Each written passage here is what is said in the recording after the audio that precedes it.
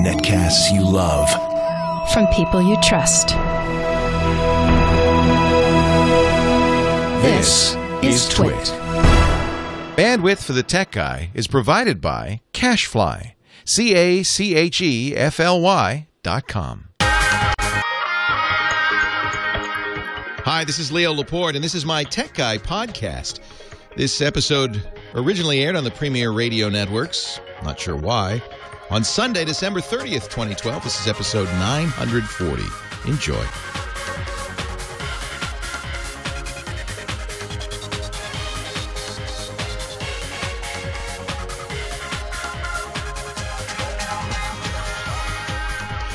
Well, hey, how are you today? The last Tech Guy show of 2012. Leo Laporte here. The Tech Guy. It's time to talk about computers and the internet and cell phones and home theater, digital photography in about an hour and a half with our own digital photographic mythbuster, Chris Marquardt. All of that ahead. This is the last Tech Guy show of 2012. Now, yesterday I talked a little bit about the big, and I've been doing it for the last few weeks, the big stories of the year. But I think this would be a good day to look ahead at what's coming down the pipe. Well, we don't really know, but what's coming down the pipe? Of course we don't know. If we knew, we'd be soothsayers. We'd be rich in the stock market. We wouldn't have to be doing a radio show on a Sunday. We could be home enjoying our 800-foot television screen. So if we really knew, what I'm going to tell you is just what I think might happen. But I think there's some interesting trends. The game is afoot in some interesting areas. We'll talk about that today. Of course, answer your questions, too, if you've got technology issues. Who doesn't? If you've got technology, you've got issues. The phone number is 8888-ASK-LEO, 888-827-5536. Toll-free from anywhere in the U.S. Outside the U.S., you can call toll-free. Just use your Skype out. Is there a plane buzzing the building? I think there is. I hope he keeps going. Can you hear that? 8888 Ask Leo. That's the number. Our website, techguylabs.com. Our website guru, James DeRuvo, is taking notes, and Josh Windish is back from Holland.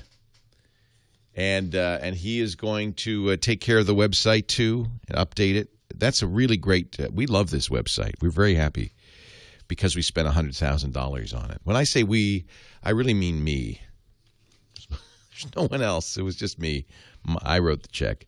But I'm excited about it because it's a wholly redesigned concept in web sites. If you hear the show and you say, well, you know, what did Leo say? He said something. There was some product. He mentioned a website or you know, you can go to the website, techguylabs.com, and there it is. Every day, every show, by topic, by date, by time. You can even see a question and an answer.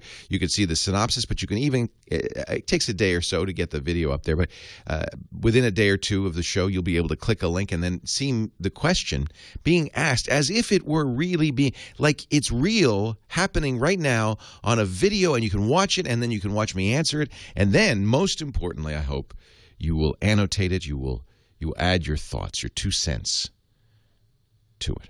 I was talking this morning about Windows 8. A close friend of mine who's an expert in business. And I said, you know, I think Microsoft might have really bit off more than they can chew with Windows 8. I think this is going to be a very interesting year for Microsoft. Windows 8 has been kind of pretty much ignored, certainly by the business community, but I think even end users have pretty much looked at it and gone, where can I get Windows 7? What is this? What are these tiles? You'd have to be one of those people, and I know that most of the people listening to this show are probably, or a good number of them are probably like this, but you'd have to be one of those people who just likes new for the sake of new. You know, and if it's new, it's neat, and I'm like that. You know, operating system update, I got it. I want that new phone. I'll take it. I'll take 2, because you know I like something new and different, but. Let's face it, the real world, it doesn't work quite that way. And Microsoft took a very big chance in Windows 8. They decided to do something so different. Funny thing is, under the hood, it's pretty much the same as Windows 7. So it's almost different without being different in any way, but it's different enough so that using it is weird. It's like, what did you gain? Why did you do this? Did you redesign, reinvent, rethink the entire underpinnings of Windows and how a file system works and how no. It's still Windows 7. But we just decided to mess with you, basically. We decided to you got used to the start menu and navigating around all. Now we're going to take that away. We're just going to mess with you. And I think that's how people are kind of saying, they just messed with us. Well, I don't understand. Why Microsoft? Why? So I was talking this morning with somebody. I said, I think it could be bad. This could be the beginning of the end. She said, no, you got to understand. Business doesn't move fast. Business is very conservative. They are entrenched. Microsoft is entrenched in the workplace. They're not going anywhere. Who's threatening Microsoft? How could anybody? Is there another operating system out there? I said, well, no. There's Linux or Mac, but I don't think that's going to take away the desktop. But I said, but maybe the cloud is threatening them. Maybe that's what's threatening them. The idea that Microsoft's built around this idea that you have a desktop computer with a software operating system on it and software like Microsoft Office running on it, and you're doing everything there on the desktop. And yet for a while, Microsoft even denied the existence of the internet. It's true. Bill Gates, it wasn't until the mid-'90s or even a little later where he said, wait a minute, I think this internet thing, it might be real. And they kind of turned the ship and said, well, we better pay attention to this. Let's create Internet Explorer. But it's still, kind of based around this hardware that's right in front of you. And along come companies like Google and Salesforce and PeopleSoft and other companies, business processes companies, even QuickBooks. You can use QuickBooks as software, but mostly you use it online. It's all moving to the cloud, which means it doesn't really matter what the operating system you're using is, and you're not using Microsoft software on top of it. So I think that there is a possibility that people will take this Windows 8 and say, yeah, we're not going there. We're not going there. And in fact, maybe we won't buy Microsoft Office either. Maybe we'll look at Google Docs. I think it's one of the things you're going to see this year. This is going to be the year for Microsoft. Now, it's not going to happen all overnight. We won't come around in 2014 and say, wow, whatever happened to Microsoft? No. It takes years. Because my friend was right. People are, entrenched in Microsoft. The point-of-sale systems, their inventory systems, their bookkeeping and accounting, their spreadsheets, they're all Microsoft. But that, I think what we're seeing is the crack in the egg that could begin a sea change that could happen over the next few years. Remember, IBM was totally dominant in computing in the 60s. They owned computing in the 60s. By the 80s, when they came out with the IBM PC, that was the beginning of the end. It's funny. I don't think people, in 1981, when IBM shipped the PC, I don't think people said, oh, well, that's it for IBM. Goodbye. Quite the contrary. They thought, hey, this is interesting. This is a nice adjunct to our existing IBM mainframe and mini computers. But a whole ecosystem arose. Personal computing began. People didn't need IBM mainframes, and IBM basically stopped making hardware. They turned into a services company. And what is Microsoft's new slogan? Devices and services. I wonder. Wearable computing is going to be a big story next year. It's kind of goofy. Somebody just sent me a picture of a wearable computer that people at Steam are working on. Steam is a big gaming company. And I don't think this is going to change the world, this wearable computer. It looks kind of like you're wearing a computer on your head. To me, that's not really what wearable computing is all about. But there's already rumors, and this is a rumor I give some credit to, that Apple might be doing maybe a watch. I don't know if a watch is it either. We know Google's doing those glasses, right? The Google Glass. And they're not alone. Microsoft, in a typical move. It's so funny. When the iPad came out, Microsoft said, oh, yeah, we got that. It's a big table that you can touch. Just like the iPad, only it's $10,000 and big. When Google said, we're going to do glasses, Microsoft said, oh, we got those. I think they got everything back in the lab. Hey, Barney, you got any of those glasses that, you look through and you see the world? Yeah, I got some of those. Bring them out.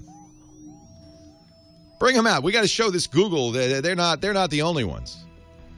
I predict wearable computing. Anyway, let's talk about it. 8888 Ask Leah. Wearable computers.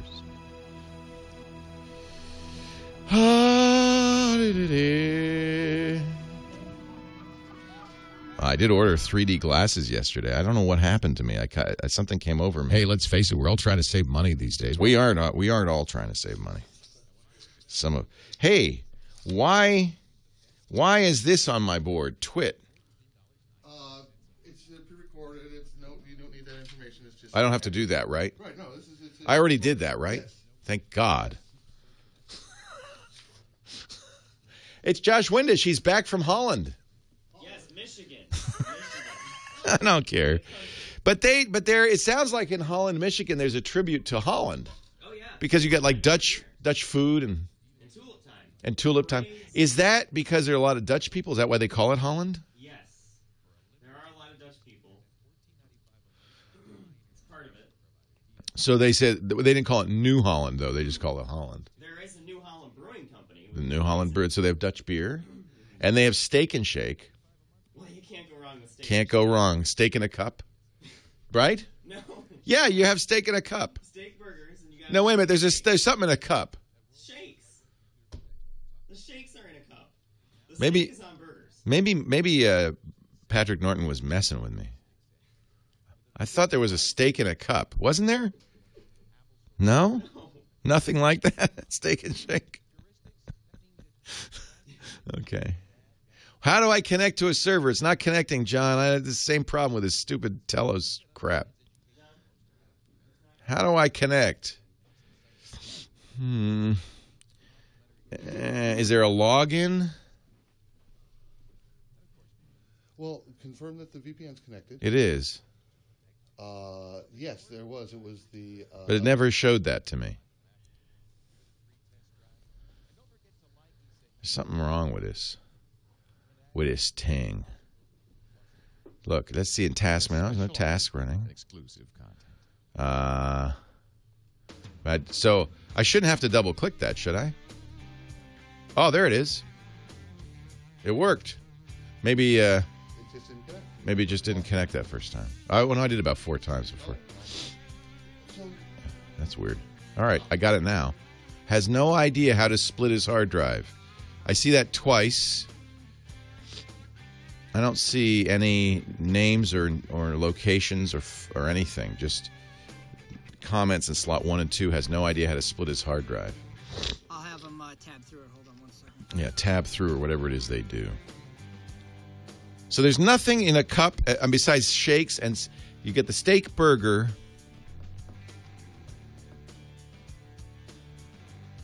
Well, Ian, you should answer this call because I don't know how to do it. TT, having trouble getting email on Nexus. Steak burger in a cup? Maybe I'm remembering something wrong. Can you see it now, Leo? No.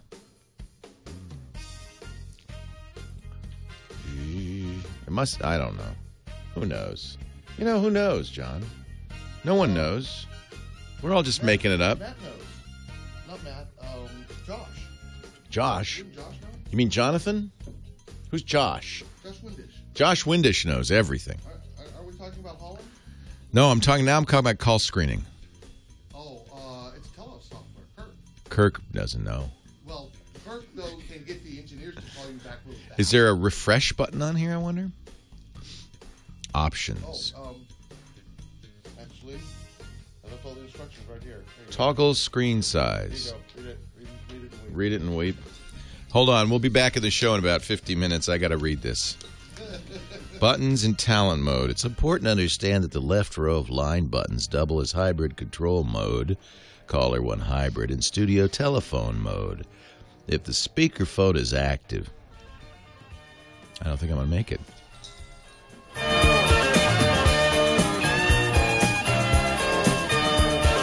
Got me on my knees. Leo Laporte, the tech guy. Wearable computing.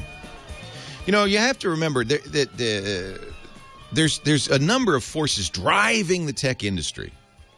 And one of the kind of the key forces is the venture capital industry. The way this all works, all these startups, I don't know, it's common knowledge here in the Silicon Valley area, but I wonder if in the outside world, if people understand exactly. So you come out of college, you're raven and ready to go, raring to go. You're ready to make $1 million tomorrow. And so the first thing you do, you got all these skills. Maybe you've been doing this in college too, but the first thing you do is you go, okay, I am going to create a company to make a lot of money. So let me think of an idea. Let me think of something. Now, the good founders come up with something they say scratches their own itch. It answers a problem they have, but you can't always do that. But maybe you said, it would be sure. I have this great comic book collection, and it sure would be great if there were some way to digitize this, put this on my computer, and then have it be available on all my other devices so I could read my comic books. I got to create a company to do that because I know it's not just me. There's a lot of people. So you write a prototype. But the next thing, of course, is for this to work, you need to pay. You're going to spend some money because you not only have to hire staff, but you have to have servers. You have to have bandwidth. This is going to cost you money. You got to write the software. It might take you a year to really develop the software. How are you going to live while you're doing that? Not waiting tables. So you go out to the investment community. You start usually with what they call angel investors. These are small individual investors. Might give you 100,000, 200,000, maybe 10,000, maybe just enough to live for a year and work on this idea. They're the early stage capital. They give you the money to get started. Sometimes you try to get into one of these startup schools. There's some really good ones like Y Combinator. Well, they'll give you a little money.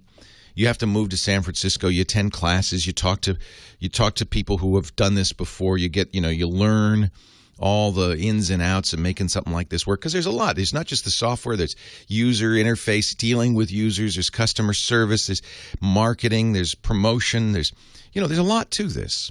Pricing. That's a big one. How do you price this? You just give it away and hope that you'll make it up in volume? That's the Instagram model. We'll just get 1 billion users and then Facebook will buy us and we'll be done. And we don't have to ever make any money. That's not hey, it works. So you got to come up with all of that, your business plan and all that. And then eventually, as you grow, you need some real money.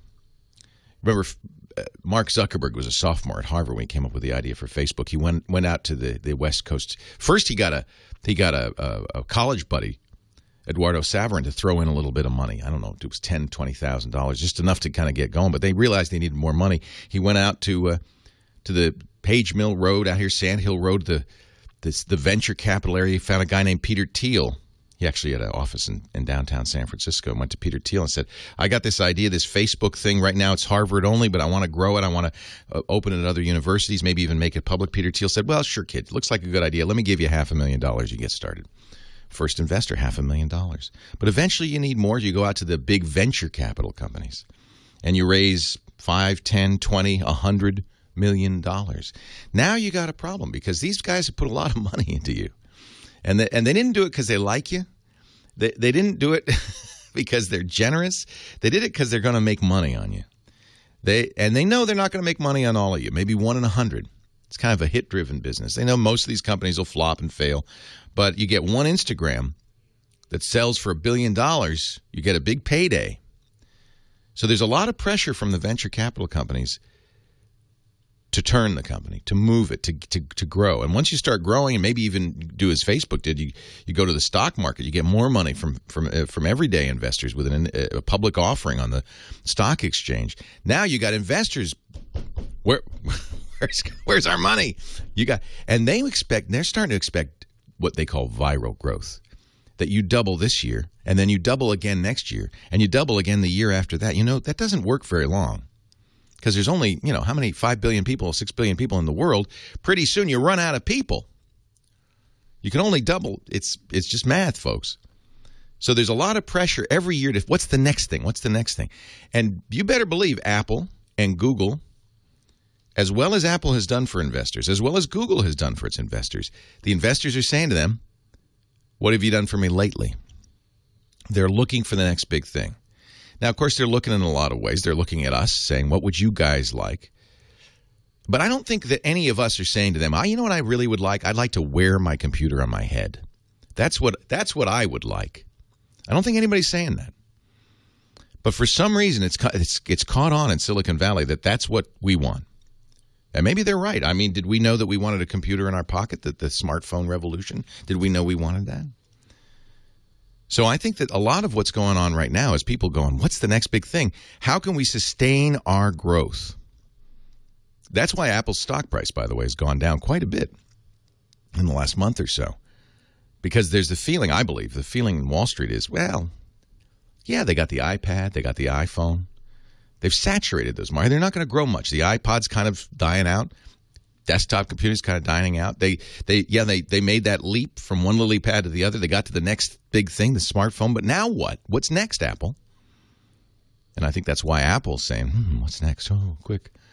What do you got in the lab, Barney? I got these glasses. Great. Bring them out. And I sincerely think that's the next big thing is wearable computing. What's nobody's yet demonstrated is that any of us want to do it. Do you want to wear glasses that – now, maybe you do. I mean, I think this would be cool if you had glasses, especially because I'm an old man, right? If I had glasses in the lower left-hand corner of my vision that would say, that guy you're walking up to, his name is Tim. He's got 2 children, Sally and Freddie. His wife's name is Barbara. He gave you a bottle of booze for Christmas last year. Hey, Tim, how are you? How are the kids, Sally and Betty? Oh, I'm sorry, Betty's your wife, Freddie. Wouldn't that's not, but see, they won't do that because they're worried about privacy and all that. See, privacy really gets in the way of a lot of this stuff. But I'm telling you, that's the next thing. You'll be walking around, you'll see your glasses will light up, say there's a great deal on pants up on the left. That's what they're hoping they make all the money from the guy who's selling you the pants. We shall see. Chris is in Pittsburgh, PA. He's our first call of the day. Hi, Chris. Leo Laporte, the tech guy. Hey, Leo. How you doing? I am well. How are you? Good. So I have a question regarding getting ebooks onto a Kindle without Wi-Fi access. My nephew is having difficulty reading in school, so we found out that my sister has an old Kindle that they were given as a Christmas present that they haven't actually started using yet. Right. So my dad asked about getting ebooks for him to be able to improve his reading skills and so forth. But the problem is they just purchased a house and they're in the process of moving, so they don't have internet access. Well, an interesting thing about the Kindle, it doesn't use internet, doesn't use Wi-Fi necessarily. It depends on which Kindle they got. Is it because the early ones had permanent, full-time for the rest of your life access to the internet via the Sprint network? Hang on the line. I'll talk a little bit about it. And by the way, there are other ways to do it. You can do it via USB as well. So hang on, Chris. We'll solve your problem. Figure out if you can which Kindle they have. Leo Laporte, the tech guy.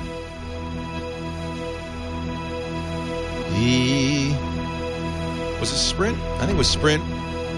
Can't remember. AT&T. I thought it was Sprint. Yeah, that's a good idea. Google goggles for law enforcement. That's an interesting idea. I think that's changed law enforcement a lot that they have laptops, right, in the cars. They can run your plates. What did they do before then? They'd have to call it in. Then they went with AT&T after WhisperSync. Okay.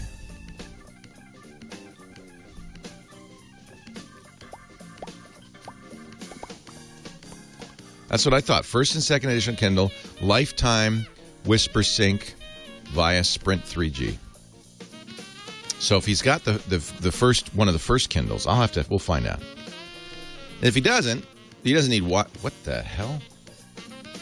He doesn't need Wi-Fi because you can just hook it up via the USB cable. Copy stuff over. Did I build a custom computer before what? Before breakfast?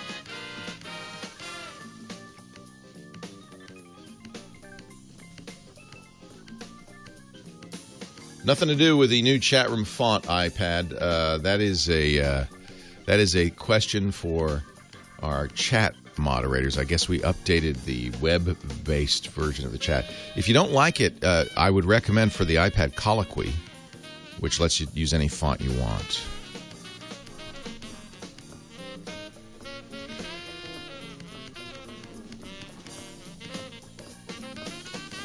He'd still need an internet connection to use USB from his computer.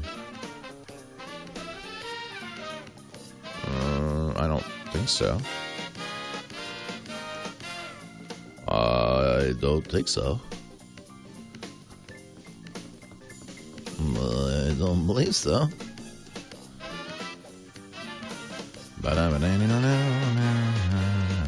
Yeah, the Web IRC client that they use, QWeb IRC, updated, I think, yesterday. And,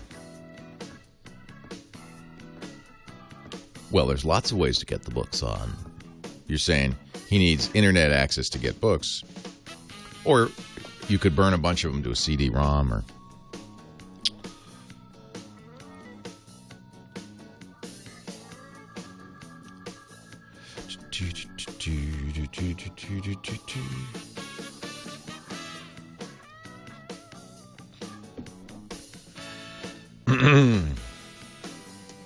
Don't complain to me about the Web IRC. I have nothing to do with it. We're going to do pictures later, and you can come over here and sit on the ball.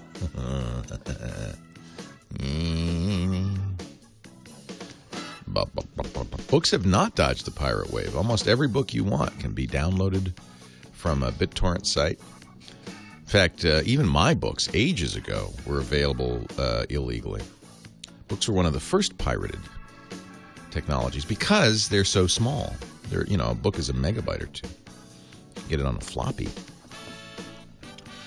I have a Nokia N900. I don't know what FOSS, what you mean. Have I ever reviewed open source software? Yes, I have. I believe, are we using, the Elemental's installed. Are we using the Elemental, John? I'm talking to the chat room if you're watching and saying, why is Leo answering imaginary questions? That's why. I do not recommend AMD processors particularly. They haven't really kept up. For a long time, I was a big AMD fan. And as you know, Ryan Shrout, who is the host of our This Week in Computer Hardware, got his start with an AMD fan site. PC Per was originally an AMD fan site, but that was a while ago. We're talking to Chris at Pittsburgh, PA. They found an old Kindle lying about, and he's wondering how to get books on it. Is it a first or second generation Kindle, Chris? Do you know? I believe it is the one of the first two. Has a keyboard on it and buttons on the side? Yeah. So that should have internet access, permanent, lifetime internet access, believe it or not, via Sprint. So if you go into the settings and turn on internet access, you can buy books on Amazon. In fact, you can go to the store on the Kindle. There's even a browser in the experimental section of the Kindle. There's a browser. It's not a very good browser, but you can actually browse. So that has its own internet access. However, I'll just tell you some of the other things you can do. You can email him books because each Kindle has a unique email address. And his Amazon account gets charged 10 cents per email. So you can actually email PDFs, a variety of text files and so forth that will automatically be converted by Amazon to the Mobi file that the Kindle uses and then available on the Kindle. And then the easiest thing to do is with USB. Those Kindles use standard USB cables, the micro USB cables, and you can connect them to a computer and then copy files from the computer onto the Kindle. And those, it reads a number of files. You probably want to put them in the Kindle format, the Mobi format. And there are a number of good programs that you can get for free that can do that. I'm trying to remember the name of the one that is most commonly used. It begins with a C. I can't. Calibre. Thank you, Jeff, in the chat room. CALIBRE is open source software, calibre-ebook.com. And it can convert almost anything into a Kindle format. So you could then get books from the places like the Gutenberg. They're probably, do they don't have any computer internet at all? No, not right now, no. Yeah. But you do. Yes. Yeah. So you could go to Gutenberg, the Gutenberg Project, download hundreds of books that are public domain, all the classics, all the Dickens books and so forth, for instance, and then convert them to a form that the Amazon can use. Okay. Now, they live about 2 hours away, so is there a way that I could purchase the books on my computer and then be able to like send them to Sure. the device, or send them the device. Yes, you can email them. So you first thing you got to do is get that wireless working on it, and that's in the settings. Turn on wireless. Okay. Once you do that, and then it'll say, you go through the settings, it'll say what it needs to be attached to an Amazon account. Okay. So you could, if you want to be generous uncle, set up, attach it to your Amazon account, and then you can buy him books on the Amazon account, and it will just go. It'll appear on his Kindle. Okay. Now, what if we set up an Amazon account specifically for him, and then say we want to purchase like gift cards? How would he go about Same thing. using those gift cards and attaching it to his account? Just like that, he would on that device. It's actually kind of cool because he has an early Kindle. It has its own wireless built in. Actually, many of the Kindles still do have their own wireless built in, free, forever, for life. So he can set up an Amazon account. There's a store button on the Kindle. He can go shop there. He can buy a book and use the card that you've sent him. Okay. So the key is to register it to his account. Now, do you know who owned that Kindle before?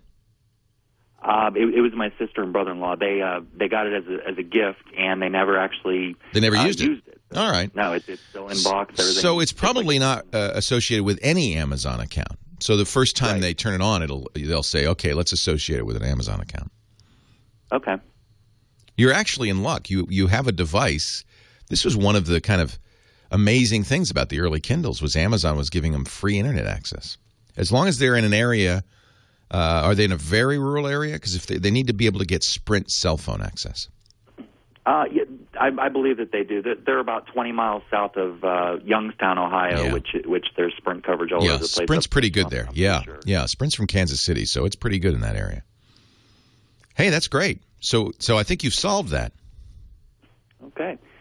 All right. And do I have time for another quick question? Sure. Okay, I have a Mac Mini that has an internal SSD drive, and then I have 3 external USB drives connected to it. And I noticed that whenever I go to restart the computer, if I install an application and I need to reboot, it takes an exorbitant amount of time to actually go through and reboot. I'm assuming that it's because it's looking on these USB drives for boot information. Is there any way that I can disable that and just tell it to boot directly from the SSD all times? That's interesting. I think your guess is right that it's those connected drives that are slowing it down. I'm not sure why. There is in the operating system a system preference pane that lets you choose the startup disk. It's called startup disk. I've done that, and I've set it to the SSD, but it still takes a considerable amount of time. That's interesting. I'm not sure what's going on. It should boot very quickly. And I'm not sure why that makes, it should see it and just boot right to it. Have you tried disconnecting the USB drives and see if it boots faster? Yeah, as soon as I disconnect the drives, then it boots right up. I mean, I get a desktop within 10 to 12 seconds. Wow, isn't that interesting? Yeah. Yeah. It sounds to me that, for some reason, the Mac is scanning those drives regardless. So you've told it, boot from the SSD, and it knows that, but it's still scanning those drives. And I think that has to do with USB. It wants to mount those drives, and so it's going through each one and going doop-a-doop-a-doo and mounting each drive one by one. And that mount requires I wasn't sure a scan. If maybe there was a terminal command or something that I could type in to Not that I know of. Not that I know of. I mean, you don't want to disable those disks, right? Right. So you don't you really I'm sure there's some way to say don't look at those disks, but then you wouldn't be able to use them. All right. Yeah. I think that it's just, you got to go through them one by one, and that's just the way it is. Okay. Yeah. You could. Now, Weird MI has a good point. You could leave those drives off until after you boot and then turn them on because, of course, eventually the Mac will say, oh, I see a USB drive and mount it. Okay. Yeah.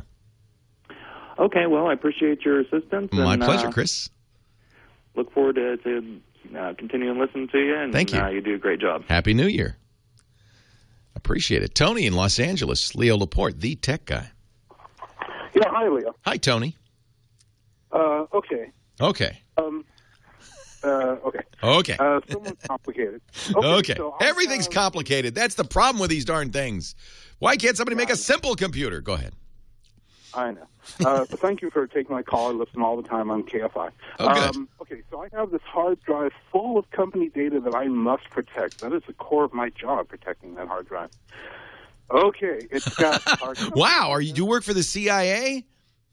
I work for a small but thriving engineering firm with 20 years worth of data and diagrams and such. And of course, you're backing that up religiously, and you've got. I back up all the data every week, but what I really want to do, is I want to take this one hard drive and that contains the OS and the data, and I want to put the OS on an SSD. And then I want to take the data, I want to mirror the data on RAID 1 array, and I have no idea how to do that. And those are just words that I've read. Good words. Okay, so let's really emphasize this. Your job. Oh, and please put your answer in the show notes. It will be in the show notes, I know, because it's going to go way too fast for you. Your job, Tony, relies on this drive. And guess what, Tony? That drive is going to die. Oh, yeah, I know. That drive is going to die. In fact, you're increasing the risk of that drive dying by several factors, because you're going to mess with it. So job one, your number one job is to go to the store, buy an external drive, and clone that guy. Make an absolute clone. I'll tell you how to do that, and then we'll go to step two after the break. Leo Laporte, the tech guy. Okay, now, chat room. If you don't know the answer to the question, don't make up answers. Quite a few of you were saying that the answer to this guy who has the slow boot was to change the boot order in the BIOS. Okay? That's so wrong, I can't even begin to tell you why that's wrong. It was a Mac Mini. There's no BIOS. There's no boot order. So, but if you want me to pay attention, you have to say things that are intelligent.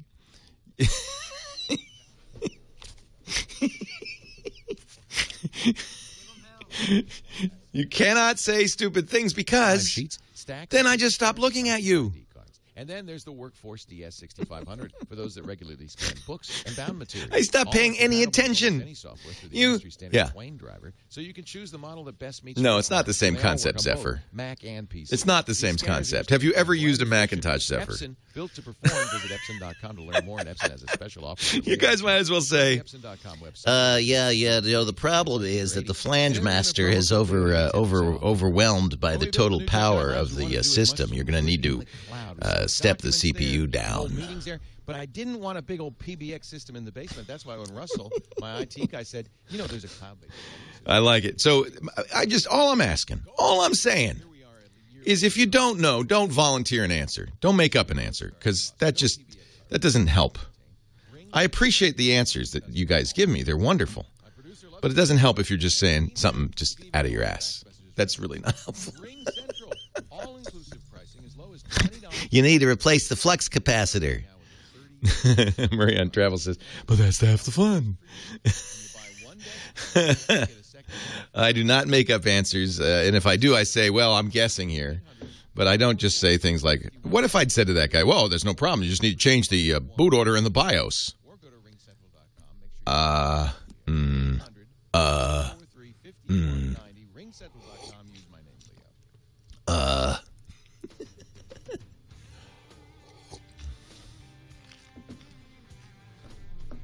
You really can't change the boot order.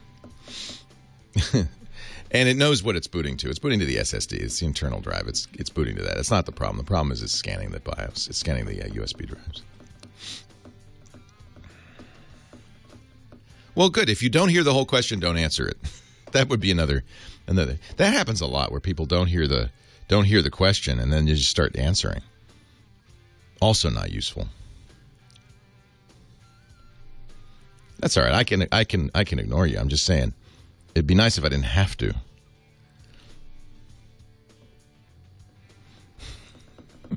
How was your cruise, Dr. Mom? Did you enjoy the Windjammer? It looked like you were enjoying the Windjammer.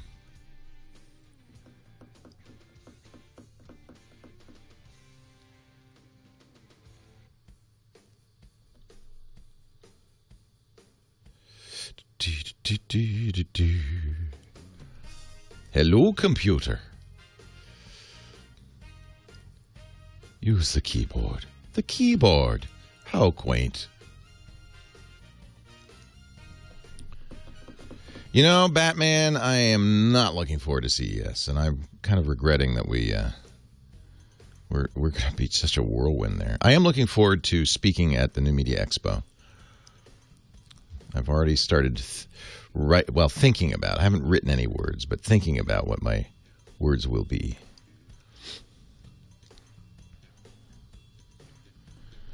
I have never been to DEF CON Dialga. I would love to go sometime. It's just not a convenient time usually. And you can't really cover DEF CON. You just can go. So, you know, when we do that kind of coverage, we like to be able to broadcast. Leo Laporte, the tech guy. 8888 Ask Leo. That's the number. Talking to Tony. And talking slowly to Tony. So, very important, this drive. Your job depends on it. First thing to do is make sure you have an exact copy of it. Okay. And you can easily do that. Just get an external drive, plug it into the computer, and it's a Windows machine, right? Windows XP. Yeah. And you're going to do something called, sometimes they call it ghosting, because the first program that did this was Norton's Ghost. But you're going to image the drive. EASEUS.com makes a free drive cloning solution. That is actually, their software will also do the partitioning that you want to do and all of that. So start at this website, EASEUS.com. They have a free cloning program in their backup section that will allow you to make an exact image of that drive. And you really want to do that before you touch it. In fact, my suggestion would be not to do any of this to that drive. Can the engineering company afford some extra drives? Oh, I have lots of hard drives. Good. And I have all the equipment. I just don't know how to use it. Right. And I don't know the difference between imaging and cloning. Imaging is cloning. It's kind of making an exact copy of a drive. And you want to do that, you know, when the police get a drive for forensic analysis, or the Secret Service or the FBI, the first thing they do before they try to break into the drive is they clone it. They image it. When your repair shop gets a drive it's trying to save, if they're smart, the first thing they do is they clone it, because you don't want to work on the original. You want to. In fact, what I would suggest is you clone this drive and you put it in a cotton-lined box, and you put it in a special safe, and you lock, because that's your job. So let's make sure that you don't have to put it. Well, no, I'm just being facetious. But yeah, to put that drive aside, after you've cloned it, work on the clone, not the original. Put that drive aside. And now, it's very simple what you want to do. The operating system, ideally, if you had a Windows XP disk, the best way to do this would be to create a new Windows boot disk. Not try to take it from the old drive, but to create a fresh one. And make sure you've got a booting computer. It's just one computer too, obviously, right? It's all one. Yeah, it's all one computer. It's the center of my ad hoc peer-to-peer network. It really sounds like a house of cards, Tony. I got to tell you, I understand your nervousness here. So I had to. My first job was to fire the guy, my predecessor, who put it all together. Yeah. I mean, you might want to modernize this. This would be an opportunity to go out, for instance, to get a Windows 7 computer. A little bit more powerful and more robust and more secure. I wouldn't go to Windows 8. I'd get a Windows 7 computer and start with that. Now you've got a booting computer. You could put the software. I would guess there's engineering software that they use, or the database software that they're using, and get that on there as well. Now you're right. I think you're very smart. But RAID 1 is probably not what you want. So RAID, which stands for Redundant Array of Inexpensive or Intelligent, depending on who you ask, disks, is a system where you have multiple disks that appear as a single disk to the computer. And you can do this for a variety of reasons. There's RAID 0, or Scary RAID, which takes multiple disks, usually two, makes them look like one larger disk, and stripes them for write access, so it speeds up writing and reading. I won't go into why it speeds it up, but it does. It speeds it up. But the problem is any disk in that RAID 0 fails, the whole thing fails. That's why we call it Scary RAID. RAID 1 is basically takes two disks, and they're duplicates of each other, writes to one, writes to the other, writes to one, writes to the other. And I understand that's what you want, because if one dies, you still got the other, except that because they're in a RAID system, it's not always easy to get to that second disk in the data. Probably what you would prefer is something called RAID 5. And this is what I would suggest doing, is going out and getting a RAID 5 enclosure. And that will allow you to put 3 or more, usually it's 3, 4, 5 disks in an enclosure, give you a lot of storage, which you probably want, and it's redundant. And any drive can fail in that RAID 5. No problem. You pull it out, put a new one in, it rebuilds itself, and you haven't lost a bit of data. So the RAID 5 enclosure will be a separate device that I plug into my router or my hub? It depends on how fast you need to access it. I would plug it into the computer you're using if you want fast access to the database. You said it's a peer-to-peer network, so it sounds like other computers are using this database? Yeah, all the other computers are grabbing a shared drive on this. Perfect. So this is what you want to get. You want to get what you really want to get is a network attached storage device, or NAS. That's RAID. I have an old Snap server that I don't know how to use. Yeah. A NAS, which would be RAID 5, it'd have 3, 4, 5 disks. I'm not sure about the Snap server. I'd probably go out and get something more modern, like a Ready NAS from Netgear, or a Synology, Synology, RAID 5 NAS. That goes on the network. So that goes into your router and is now visible to every computer. Not on a peer-to-peer network, but on your LAN. It's a real network. You don't have a single computer running the whole thing. The NAS is a computer, but it's headless. There's no keyboard, mouse, or monitor. You access it via your browser from any of the computers on the network. And that's just the data. And it's just the data. You can leave Windows on there. It doesn't matter, but it's just the data. What I would do, frankly, is get 5 fresh disks, build a new RAID, copy the data from the clone of the original, if you feel comfortable, from the original, onto that NAS. Now work with the NAS and put the original aside. So clone my original drive. Just for safekeeping. How do you split the one drive into the multiple RAID drives? You don't. You're not going to use that drive anymore. That is a backup. You're going to put that aside. You're going to take the RAID, build it with fresh drives, and it's going to look, that RAID is going to look to all the computers on the network like a single drive. And you're going to copy the data there. Now, there's some other advantages to using this network-attached storage. For instance, the Synology can automatically copy your data periodically to the cloud, to an Amazon or Carbonite or some other cloud service, so that you now have another copy in the cloud. This data is priceless to you. So you've got to treat it like the gold that it is. So make sure there's a copy in the cloud, there's a copy on your NAS, and you have somewhere stored away in your file cabinet the original disk and maybe even a clone. Now you're feeling pretty good. We have Carbonite thanks to you. Good. And ESET. Well, you're in pretty good shape then, because all your data is backed up. But I was just concerned about, I've never... The NAS is what you want. The NAS people use them at home for media servers. At work, you use it for a central repository. The NAS can also back up all the computers on the network. So you can set a job on the network attached storage, because it's big, right? It's 5 disks. It might be 3, 4, 5 terabytes of data, all redundant, which is great. And that disk... 5 disks. Is that RAID 5? Or no, 5 is the level of RAID. It doesn't have to do with the disks. You need at least 3 disks for RAID 5, but you can have more. It's really more about how big a disk you want it to be. Don't need huge. I just need to keep that data safe forever. Yeah. I think if you go to Synology, Synology, you buy a network-attached storage that supports RAID 5. You copy your data onto that. All the computers can now access that database. You can set that up to work with Carbonite or with other backup services. So it's backing up.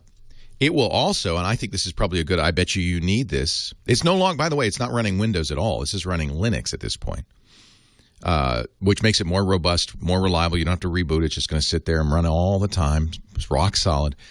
And then you can also set up jobs on that network-attached storage device to back up the other computers on the system, back up key data on the other computers. So now you have a central repository, backed up data. It itself is reliable and redundant because it's RAID 5 and is backing up to the cloud so that you always have an extra system. This is fairly common in business. It's even more and more common at home. I think it's fantastic. Chris Marquardt, who is our photographer, is going to join us about half an hour. He says he uses the Synology DS1512 Plus. That's a 5-drive NAS, and he loves it. Photographers use these because backup, just like you, Tony. That data is their life, is their job. It's absolutely critical. Tony, somebody in the chat room said, you're making a mountain out of a molehill. It isn't as scary and complicated as it might sound. I understand your trepidation because your job is on the line. But really, this is just the main thing is I want you to keep that original drive safe. So I want you to you don't really need to clone it to do this. You're going to buy, I would say, go to Windows 7. I would say get a NAS. Copy the data. You can do it on your existing computer. Copy the data over to the NAS. Now you have 2 copies, the original disk and the NAS. And you're going to copy it to the cloud. You'll have 3. You'll be safe. Leo Laporte, the tech guy.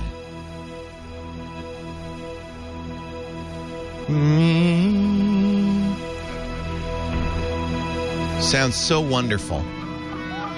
I haven't listened for echo. I haven't been paying attention to that. Nothing bad. But certainly nothing that stands out. Chat room, have you heard echo on the callers at all? I'm going to charge the chat room to listen in the next hour.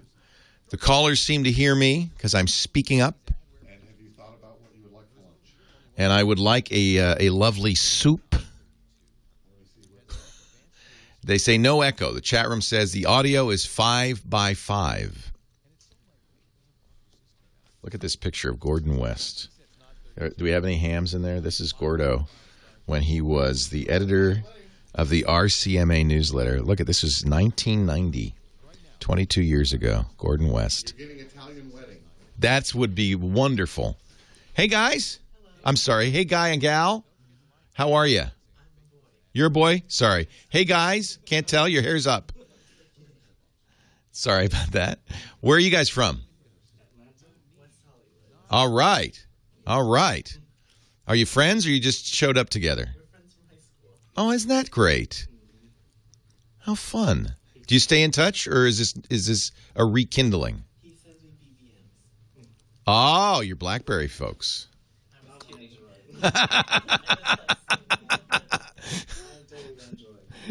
I don't see a BlackBerry in his hand. BBMs were the thing. Were they the thing when you were in high school? Post high school even? You'll need that just to hear the callers. That's all. The callers. Me you can hear because I talk loud. That's right. Except that I'll be answering questions from the ether, and so to hear that you have to hear the headphones.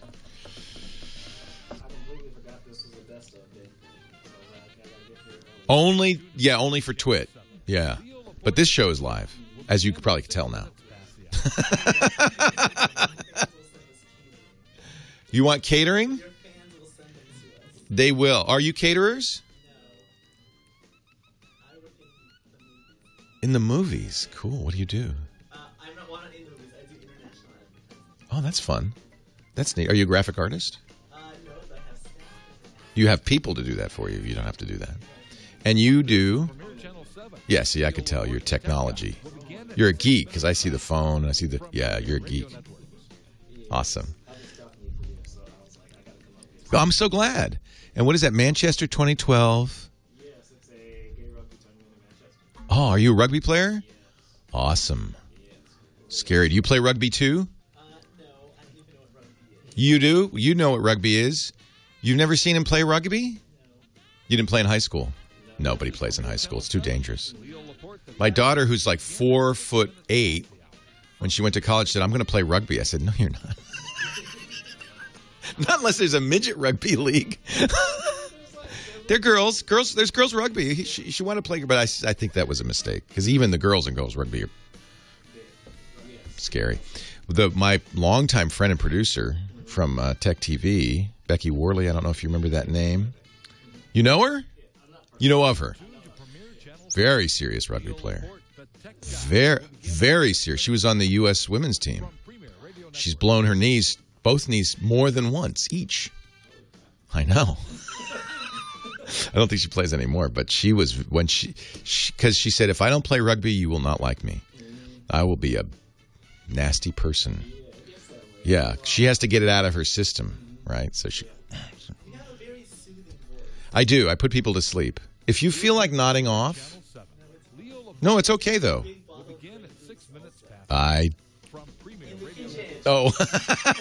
Oh, my bar is in here. You ain't seen nothing. Yeah, it's gigantic. You want to see booze? You want to see booze? No. So is it an international rugby league? Like Manchester, England? Yes. Laporte, the tech guy, will begin at 6 minutes past the hour. It's called High Grab. I like it. I like it. That's funny. Yeah, which does the Jaeger? You know, we just keep that around for yucks because we don't actually drink it. That is good. If you like a Cuarte Tres, you can have some. I actually don't drink. Oh, well, you're an expert, though. But I am. Look at this. Did you see this? This is called Crystals. This is Premier Channel 7. Leo Laporte, the tech Dan guy, Aykroyd will begin at 6 Aykroyd's signature on the back. from Premier Radio Network.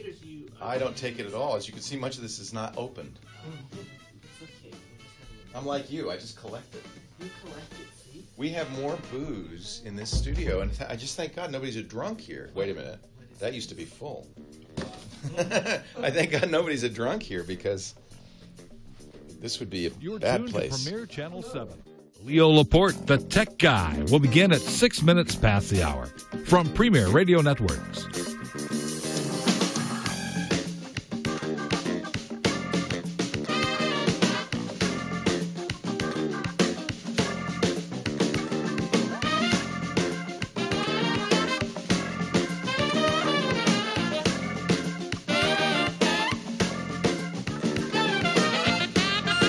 You are tuned to Premier Channel 7. Leo Laporte, the tech guy, will begin at 6 minutes past the hour from Premier Radio Networks.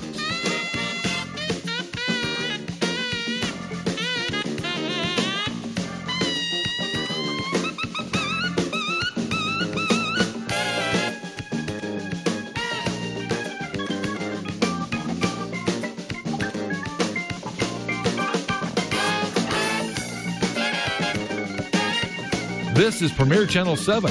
Leo Laporte, the tech guy, will begin at 6 minutes past the hour. So as soon as the news breaks over, we will... Where? Yeah, chatting. They're chatters. So... Do your fans ever talk about like current events or just tech? We try to keep them from talking about current events because then they get into fights. Oh, so what do you... Because we have a broad range of political beliefs in here. And so what'll happen is you get these shooting wars in here. So we keep politics and current events kind of out of it. But if something happens, like if a big thing happens, they'll say, "Oh, something's going on," you know. And I have CNN on and stuff. But they'll talk about stuff like that. But we try to keep it on tech. Did Kim Kardashian get married? Well, she's always getting married. She's more than once. Wasn't that a joke that's lasted? This show's longer than Kim Kardashian's last marriage.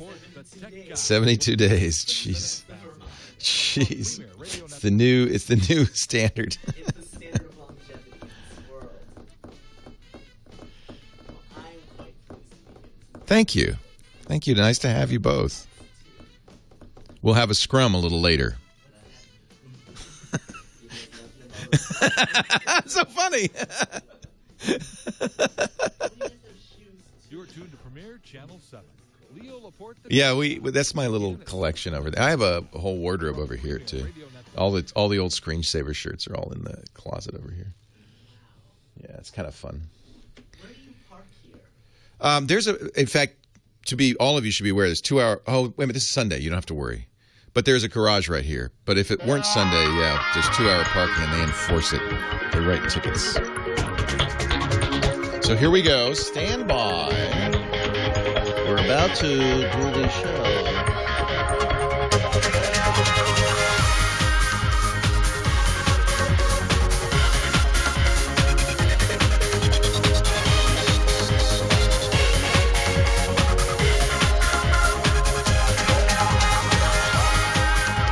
Well, hey, how are you today? Leo Laporte here, the tech guy. Time to talk about technology, computers, the internet, cell phones, camcorders, digital photography. In fact, at 33 1/3 after the hour, our photographic mythbuster, Chris Marquardt, joins us to bust once more another myth. 8888 Ask Leo, that's the number. Taking calls, talking tech, talking about the future, what 2013 will bring. If you have any ideas, I'd like to know. Mike in Glendale, you're next. Leo Laporte, the tech guy. Hi, Mike. Hi, Leo. I'm using a Nexus 7, and I love it to pieces, but unlike many people with it, I don't use Gmail. Instead, I'm trying to use POP3 for my email, and there's any number of Android applications that will work and supposedly do this. The problem I'm having is that when I'm using these apps, they only pick up maybe 1 out of 4 messages from the server, and it skips over the rest of them. Do you have any other computer getting mail from that POP3 server? Yes, I do. I have 2 other computers that get them, and they all leave the messages on the server. Okay, so that was the first question is, with POP3, the normal way to use POP3, it's an older form of email, which is rapidly becoming eclipsed, but the normal way that POP3 works, as you know, obviously, is it downloads all the mail from the server and deletes it on the server. This is why internet service providers like you to use POP3 and mostly still offer it, because they don't want to store your old messages. So you have to make sure that you don't have any email client downloading the mail and deleting it, or you won't get – it'll be gone. Right. So you're using your internet service provider's email? No, actually, I have my own Mercury POP server at home. Oh, you're running your own POP server. That's awesome. Right. So I have, the options, and that's all set up right. Yeah. Okay. So I'm going to trust that that's configured properly. And you're using the generic mail app on the Nexus 7? No, I'm not. Don't use the Gmail app. No, I'm not. Okay. There are the one that comes with it isn't really the best. There are others like K9 and something called Aquamail, which work on the Android. They're designed to work with POP3. Yes. And they will leave the message on the server like the others. But it's just this application. All of the applications, it doesn't matter which one I use on the Nexus, none of them are able to get all the messages off the server. Yeah, K9 is the one I'd recommend. I like K9 a lot. You got me. Because you're running your own POP server, it's kind of an unknown there. You could, I hate to do this, but you could have Gmail get your POP mail, collect the mail off the Mercury server at home, and then use the Gmail app on the Nexus 7 to access it. Gmail will collect POP3 mail. And you set that up in the Gmail application? Yeah, you log on. Do you have a Gmail account? I do. Yeah. You probably don't use it. No, I don't. Actually, this is what I do. I have a third-party IMAP server that I use for my email, but I have Gmail go out and get the mail and store it on Gmail. A couple of advantages to that. One is Gmail's virtually unlimited storage, and it has very fast search.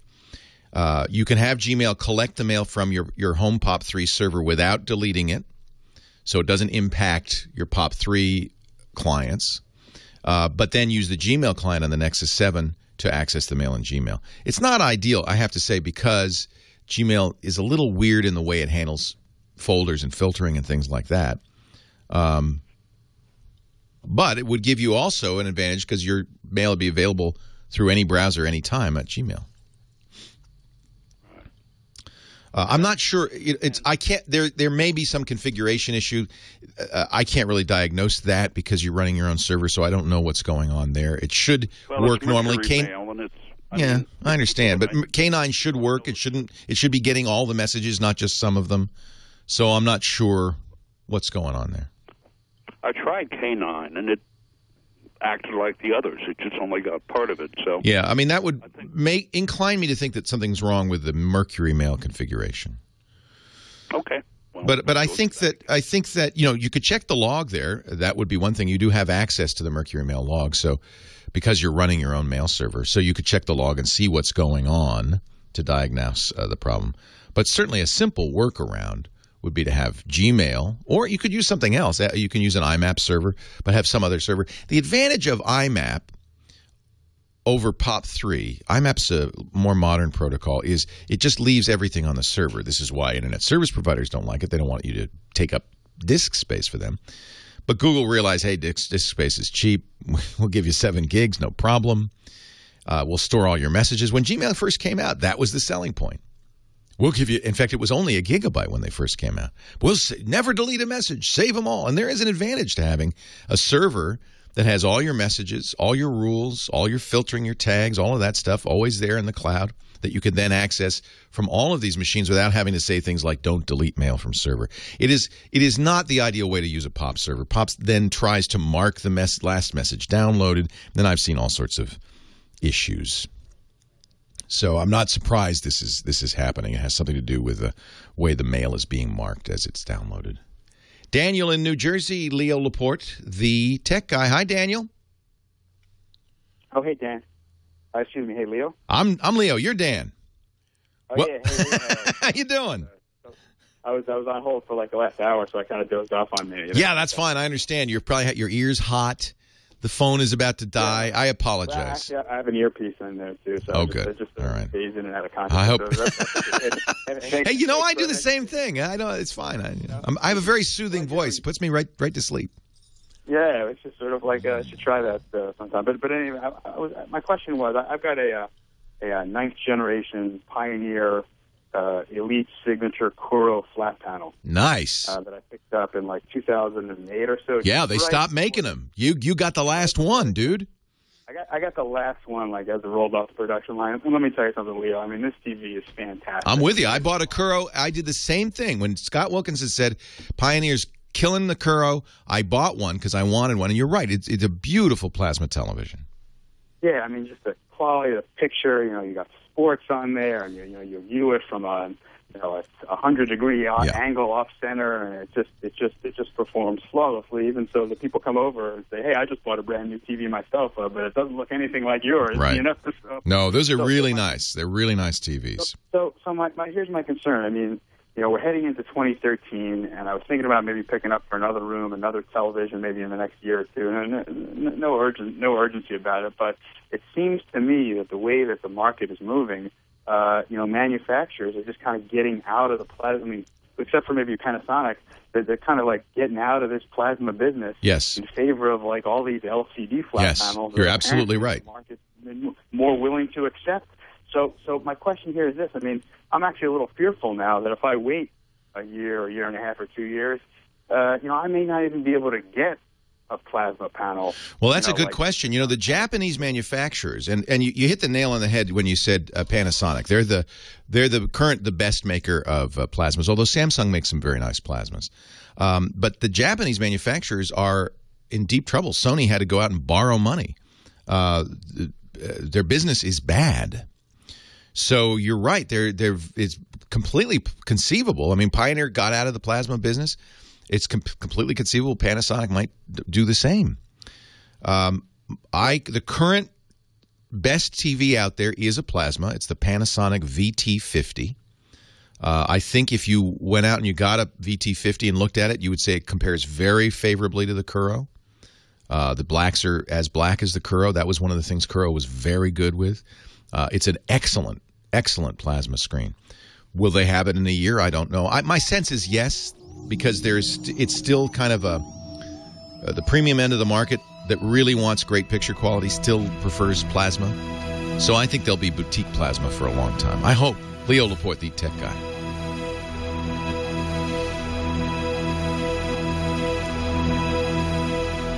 So A. Smith 906, no. LEDs, which are LCDs, are not as good as plasma.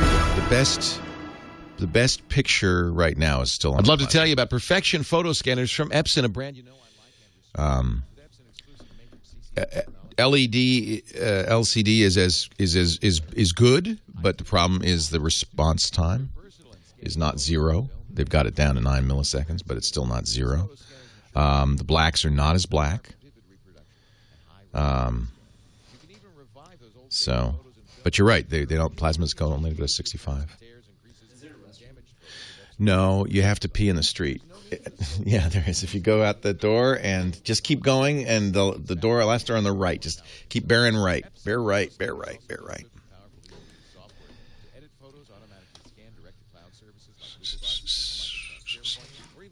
Yeah, that's it, huh? You want to get a picture before you go?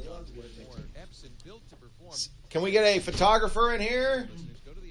Oh, okay. All right. Sit on the ball. You're going to like this. We're going to make him wear a humiliating hat. You want to be in it? No. No, he says. Wait, turn. There we go. Definitely. That was a vigorous no. No.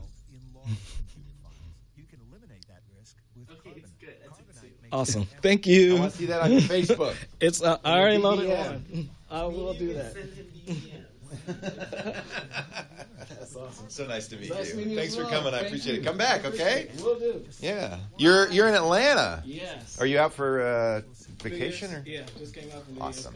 Awesome. I wish I was in Atlanta this New Year. Why? It's nice and warm, probably. Humphrey's Run. Oh, Humphrey's McGee. But I've got things to do, so I've watched 2 nights so far. I got 2 nights to go. House tour, they call it. No credit card required. Use the offer code. Nice to meet you both. And you'll get 2 free bonus months. Yeah, he's with Jennifer, and I think she was going to drop him off, but I'm sorry. You could stay. You could stay longer. Yeah, go eat and then come back. So there's great. What kind of food do you want? There's great restaurants around here. Just, there is a great Indian place called Avatar's Punjab Burrito, which is kind of interesting. There's a wonderful bakery. There's Italian on the main boulevard. So there's one street over is Kentucky. There's some good stuff there. Depends what you're in the mood for. Sandwiches. It just depends. There, and then the next street down is the boulevard. There's a bunch of good restaurants there. I would just go out the door, turn left at this alley, go through the alley, and look around. There's a Petaluma Pie Company. They make savory pies and sweet pies. Very good. So nice to meet you both. Take care. I could just listen to this all day. Or not. Leo Laporte, the tech guy, 8888 Ask Leo. That's the phone number. We're talking high tech. Little debate going on in the chat room. A lot of people saying, well, I think my LED backlit LCD is every bit as good as a plasma. And I have to say, they are getting better and better. But there are some things that LCDs do not do as well as plasma. Action movies and sports, for instance. Plasma screens are fast. They're as fast as the old CRT tubes were. LCDs are not quite so fast. So there's a little blurring that happens. On the other hand, LCDs do that interpolation thing, that 120 hertz and 280 hertz frame doubling that looks unique, and some people like that. I don't particularly. I think ultimately plasma is probably going to give you the best picture, but there are negatives. It uses more power, much more power. Some people even say plasmas are hot. I think the newer brands are not particularly hot, but and California has told the plasma manufacturers they've got to get the power consumption down, and I believe they have done so. Still not as probably economical as an LED backlit LCD, but not horrible. The burn-in issue some people used to be worried about with plasma. The early plasmas were terrible that way. If you'd leave MTV on for a couple of days, that MTV logo would stay on your screen forever. And heaven forfend, you play a video game and forget to turn it off and just leave the screen there. You get the video game as a ghost for the rest of the time.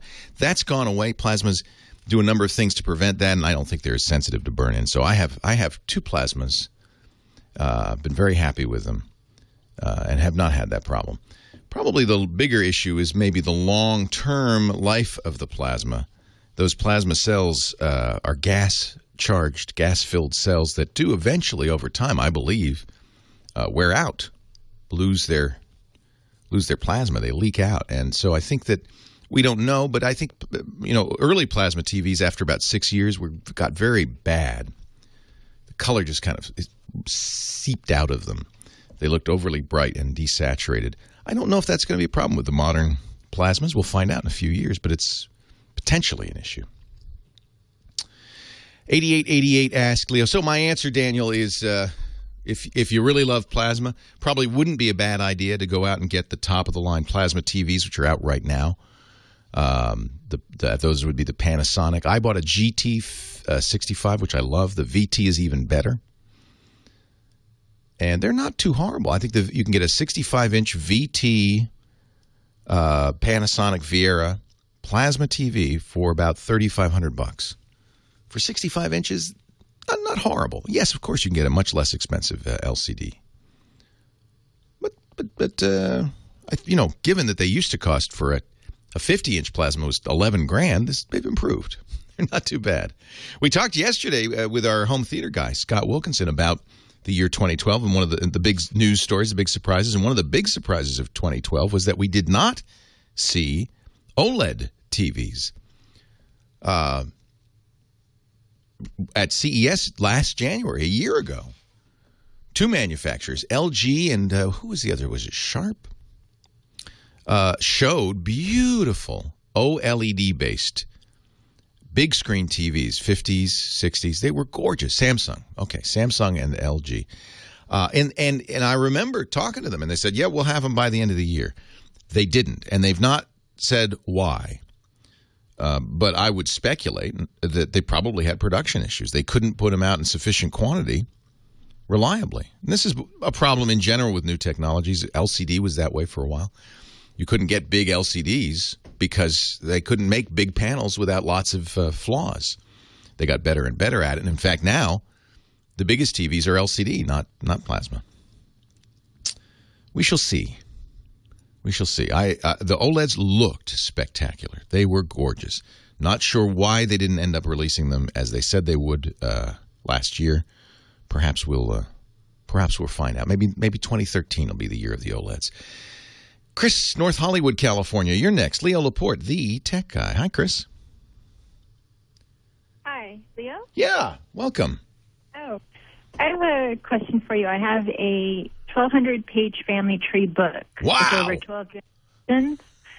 And we want to distribute this on the Internet. There's thousands of descendants who are asking for the information. No and kidding. I wanted to find out Yeah. what would be the best way to distribute it. Well, you don't have an electronic copy of this, I'm taking it. You have the book. It's in PDF format. Oh, good news. It's also published in a hard book, but they were all destroyed in fire. Oh, dear. So we decided to go digital this time and republish the first 12 generations and then update it. I'm the 11th generation in the book. Oh, you are so lucky to have. How long ago is 12 generations? 1836. Is that all? Oh, Boy. no, I'm sorry, 16. 16. That sounds right. Yeah. 25 years a generation. It should be 300 years. I'm looking at something else. Wow. That is my neat. My family came over on the Mayflower, so it's a 1600. Right. So Amazon has my suggestion would be, especially since you have it in electronic form, that's so great, is to use a service that will let you print on demand. What you don't want to do is what you did last time, which is print thousands of copies, and then they got lost in a fire, and you lost a lot of money, right? What you want to do is print them only when somebody wants to buy them. Okay. And Amazon, there's a couple of companies. Lulu started this, but the one I would probably look at, since it sounds like you want to do electronic distribution as well, Amazon has a service called CreateSpace.com. And they will both print and electronically publish this for you. Okay. It costs you nothing. They take their cut out of the sales fee, in effect. So when you sell a book, they take, whatever, $10. You can sell the book for no profit for you, so you get the lowest possible cost. Amazon gets their money. But you don't have to. You could even make a little money on the side if you wanted to. The beauty of this is there's no waste. They print it when needed. And they'll put it on Amazon.com. So people with Kindles can get it. People can download it onto their computer, onto their smartphone if they have the Kindle software. That's kind of nice, too. Okay. That was my next question was, what's the best version to use for iPad? Is there something? There's two common versions on the iPad. There's Apple's iBooks, and then there's more than two because there's the Nook reader and the Kindle reader. There's lots of e-reader software. I think if you do create space, they'll put it in a variety of formats for you, so people can get EPUB. They'll put it in all the different formats, and it's up to the person to download what they want. Exactly. And I have to say, I think this is a great idea. This way, anybody who wants it can get it. They can get it in any form they want. If they want print, they can get print. Are there pictures? Are there images? There's not pictures, but there's really fabulous stories about the Civil War and Indians. It's amazing. You're so lucky to have this.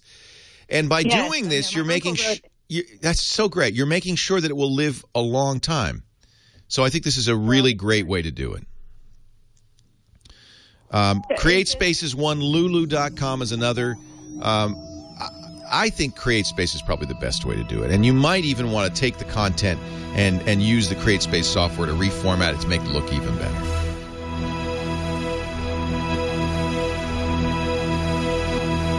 I should have asked her what the family name is. I bet you there's people listening in that family. If she's still, have her hang on. I'll ask her when we come back. Hang on, Chris. Hang on, Chris. Would you like us to just pick up and ask her? Yeah, see if she wants to hang on, because it looks like she might be gone. No, he's talking to her. Oh, good. Okay. Yeah, just see if she'll hang on, because I want to get the family name if she wants to say it. Because there might be people listening. All right. Chris Marquardt. Yeah, call Chris Marquardt. I, too, am a Mayflower descender, Uncle Bick. Edmund Fuller was my great-great-great-great-great-great-great-great-great-great-great-great-great-great-grandfather. I'm a direct descendant of Edmund Fuller. Came over on the Mayflower.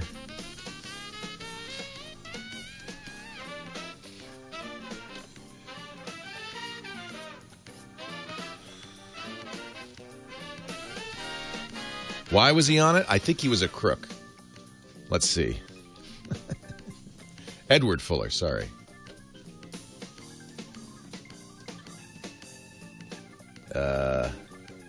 Let's see. Man, I guess he was a Puritan. They were in Holland, so he was one of the religious dissenters. By the second month, that ship was buffeted with strong westerly gales. He was lying wet and ill, proper rations, 2 deaths, blah, blah, blah. That's just boilerplate on the voyage. He married Blank Fuller and had 2 sons. Anyway, somewhere I have the genealogy tracing my line, my lineage all the way back to Edward Fuller through my mother's side.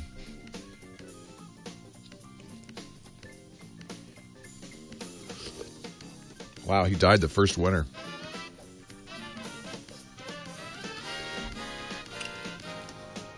That's cool. Peregrine White. I like that. I like that.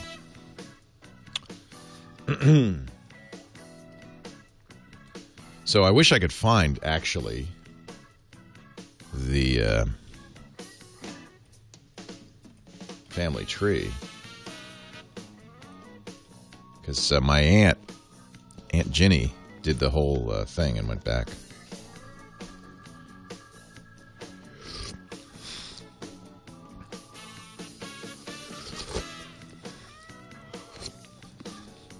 We all came from one common ancestor. So there. Right, Chris? Absolutely. And he was a photographer. I have no idea. Probably made cave paintings or something. An early form of photography, you know. Yeah. Exactly. They would blow. All right, here we go. Timbo, I do have a family crest. I'll share that with you at another date. If you go to, this is the other side of the family.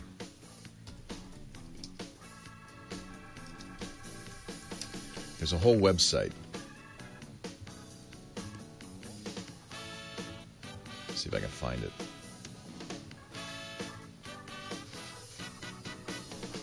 Of the Laporte de Saint-Georges.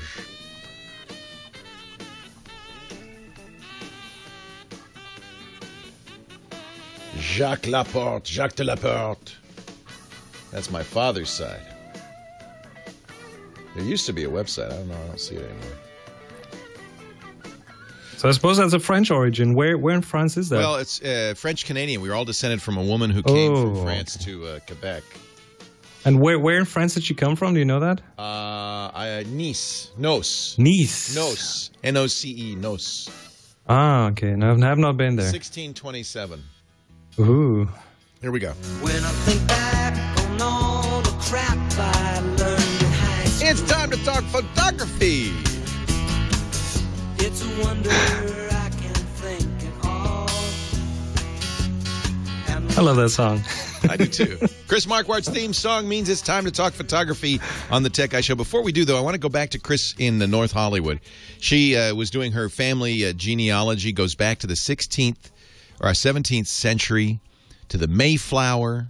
So cool. What's the family name? Is there a way people can, because I bet you they're relatives listening right now. When you go back that far, there's millions of them. Yes. Do you want to share that with the world, or is it a secret? No. I'd love to share it. It's the Quackenbush Family in America. All right. That's going to be the name of the book? Yeah, that's the name. Quackenbush Family in America. If you are a Quackenbush or a descendant of a Quackenbush. Descendant of a Quackenbush, Yeah. yeah. My uncle is Rick Quackenbush, who is the author. That's so neat that he did. It's funny, my Aunt Ginny did the same thing for our family. It's nice if you have one genealogist in the family because they can do all that work. And now with technology, it is kind of amazing. You can actually, you go to the LDS archives and you can do some amazing research. So good, Chris. I think this is a wonderful project. Thank you. This is my New Year's resolution, is to get this distributed and out to everybody who's interested. Good going. That's great. Thank you, Chris. I appreciate it. Thank you very much. All right. Take care. Now it's time to talk photography. Chris Marquardt is here, our genial photographer and myth buster. Hi, Chris. Hey, Leo. How's it going? It's a big American thing to do the family tree. Chris is German. Yeah, I know. In Germany, do people care as much about the family tree? Not as much, but actually we have someone in our family who also is a genealogist. Genealogist? Yeah. Is that how it's said? Okay, and he traced the family history back to, I don't know, something 1600 something. Yeah, but then we all go back very far anyway. So it's true. It's true. So yeah. Now I just have a few generations that I actually know Are you about. German? Are they all German, or did you get some? Are you a mutt? Well, there's a bit of Greek influence and a bit of it comes from all sorts of areas. But Marquardt is actually an old German name, so that's great. Well, nice to meet you, Chris. Chris, nice I've known Chris since I think it was the first Podcast Expo in 2006. We're going to it's now the New Media Expo, properly named, really, because it's not just about podcasts. It's Blog World New Media Expo is coming up first week of January in Las Vegas, right before CES, and I'm going to go. And I remember meeting you. You had one of those Nokia cameras. Yes. And you were doing video interviews. Gosh, it doesn't seem so long ago, and yet that camera feels like it was primitive. What was that? The N9 you had? N93 or N93, something. That's it, yeah. It is. That interview is actually up on YouTube still. So if you Google for Leo and Chris Marquardt, you will find that on YouTube, yes. Wow. I'm going to have to find that. Now, you wanted to bust a photographic myth. Yes, that's my thing. So there's this one myth that you hear every now and then, and it says you must never shoot in mixed light situations. Yeah, it's because it looks weird. Well, let's first define what that is. Color temperature, we color tint, basically. Mm-hmm. Different light sources have different tints, so we have like that's the camera. I just pulled out my N93. There it is. Yeah, it was a phone. It was a phone that was a camera. And I did a video podcast and edited that on that phone. It was pretty revolutionary. That's crazy actually. talk.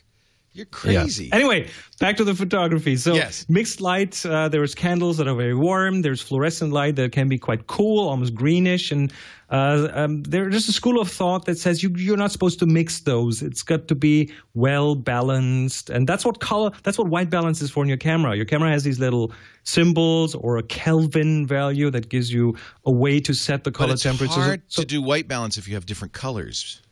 Well, the interesting thing is, and our eyes are really good at kind of evening that out. The cameras are not. But the question is, what do you do if you have a mixed light situation? Let's say you have an incandescent light inside and then a window with cool light, daylight coming from the outside. Do you want to avoid that? Is it actually a bad thing? Now, photographers, some will tell you it's a bad thing. I disagree. I think that it's actually something that we can use to our advantage because our subconscious is so good at making sense of the scene. You know, if you see a tint okay, good example. Here's a quick example. I worked with a food photographer. He had this setup where he had the food on the table. It was not a real table. It was just a piece of wood that he put that on, but it looked like a real table because he only showed a bit of that.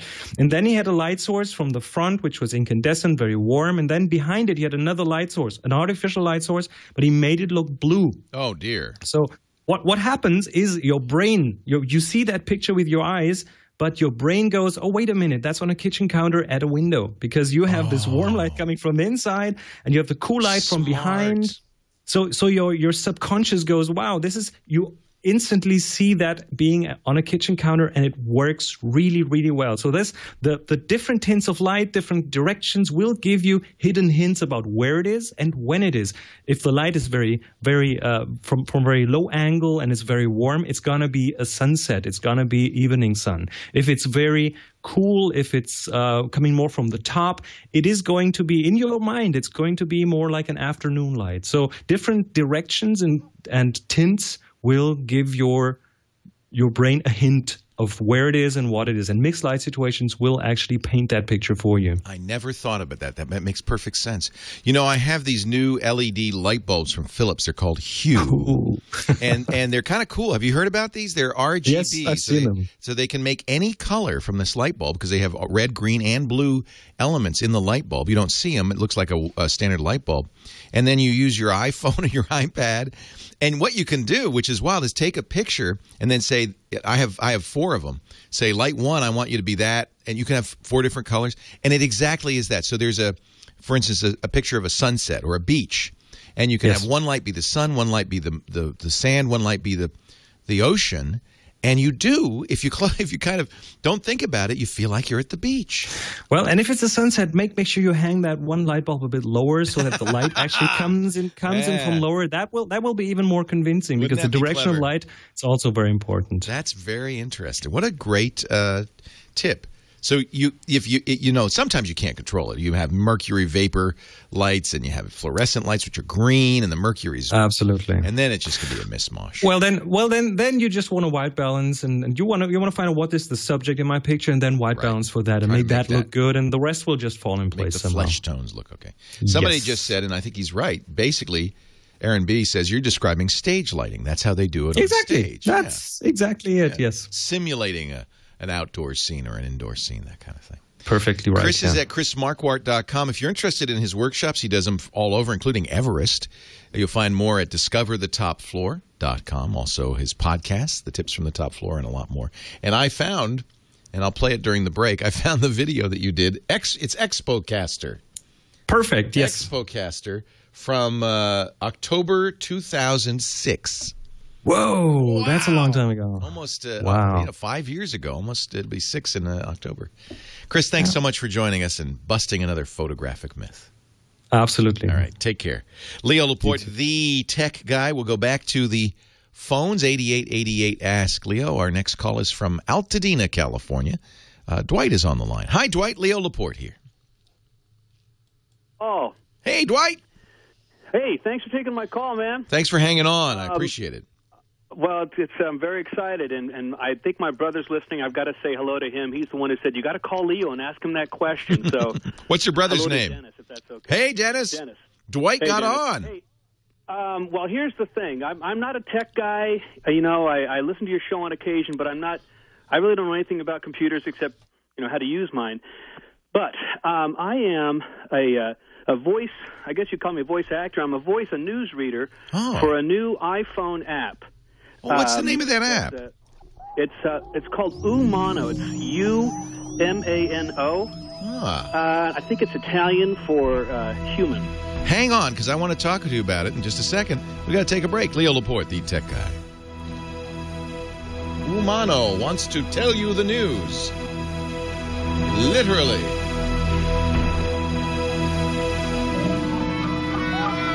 All right, so here is Chris Marquardt's interview with me. Folks, have you heard about it is 6 years ago. My math's terrible. In October 2006. 6 years, 2 months ago. Hallo, ich bin Chris Marquardt und ich bin euer Expo-Caster.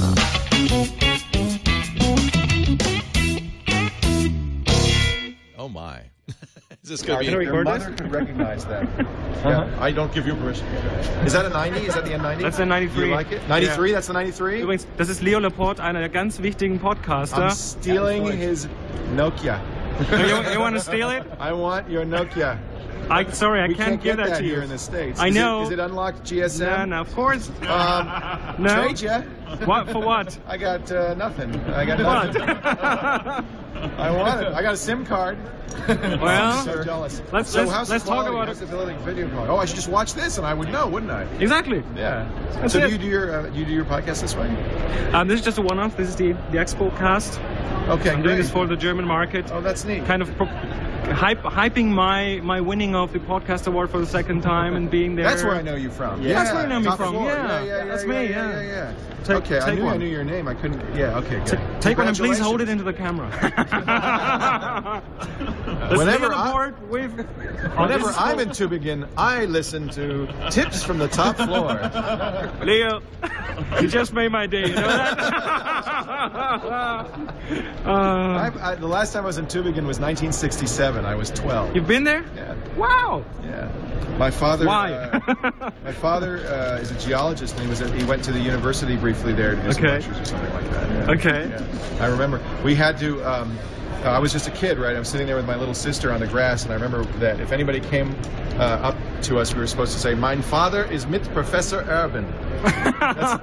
Do you know what it means? That's one of the worst curses you can do. You are son of a bitch. You know, it's like an ad hoc photography class done on demand, on your own timetable. This is the best. You just made my next week. That's great. Congratulations on the award. That's Thank you. Really Thank you, Leo. Yeah, they wouldn't let me win any more awards. Well. Well, you're like the man of evil. Well, you're doing the. You're evil now. You know. You're evil now. I have become evil. Right. It should be. I think that's These guys. Nokia? That's why I have it. I love that N93. Man, I wish I had one Nokia. Okay, that's... All I got is a lousy HTC piece of... That's Leo Laporte, and he wants one of those. If anyone of Nokia watches that, and there are certain Well, you know, people no, they're big fans. In fact, they showed me this, but they kept it. Oh, really? That's me. That's me. That's all right. That's nice, though. You like it? And the quality's pretty good? I do like it. It does 30 frames per second. Amazing. An enormous amount of data. 3 megapixels for the still? For the stills and VGA for the video. VGA 30 frames. You know, I've been carrying no drops. No drops. Actually didn't bring down with me, but I have no drops. Wow. To an SD. I have it. It's the phone and the camcorder. It's so funny. I mean, I got one, but I don't want it anymore. So it was like a flip phone, like just a normal flip phone. A little clunky, but then see, this is kind of cool. It has a mirror, so if you're videotaping yourself, so it kind of had a camcorder form factor. You hold it like that. 2006, they did the N95 and the N93, and it was an N90. It was very popular for about 5 seconds. Leo Laporte, the tech guy.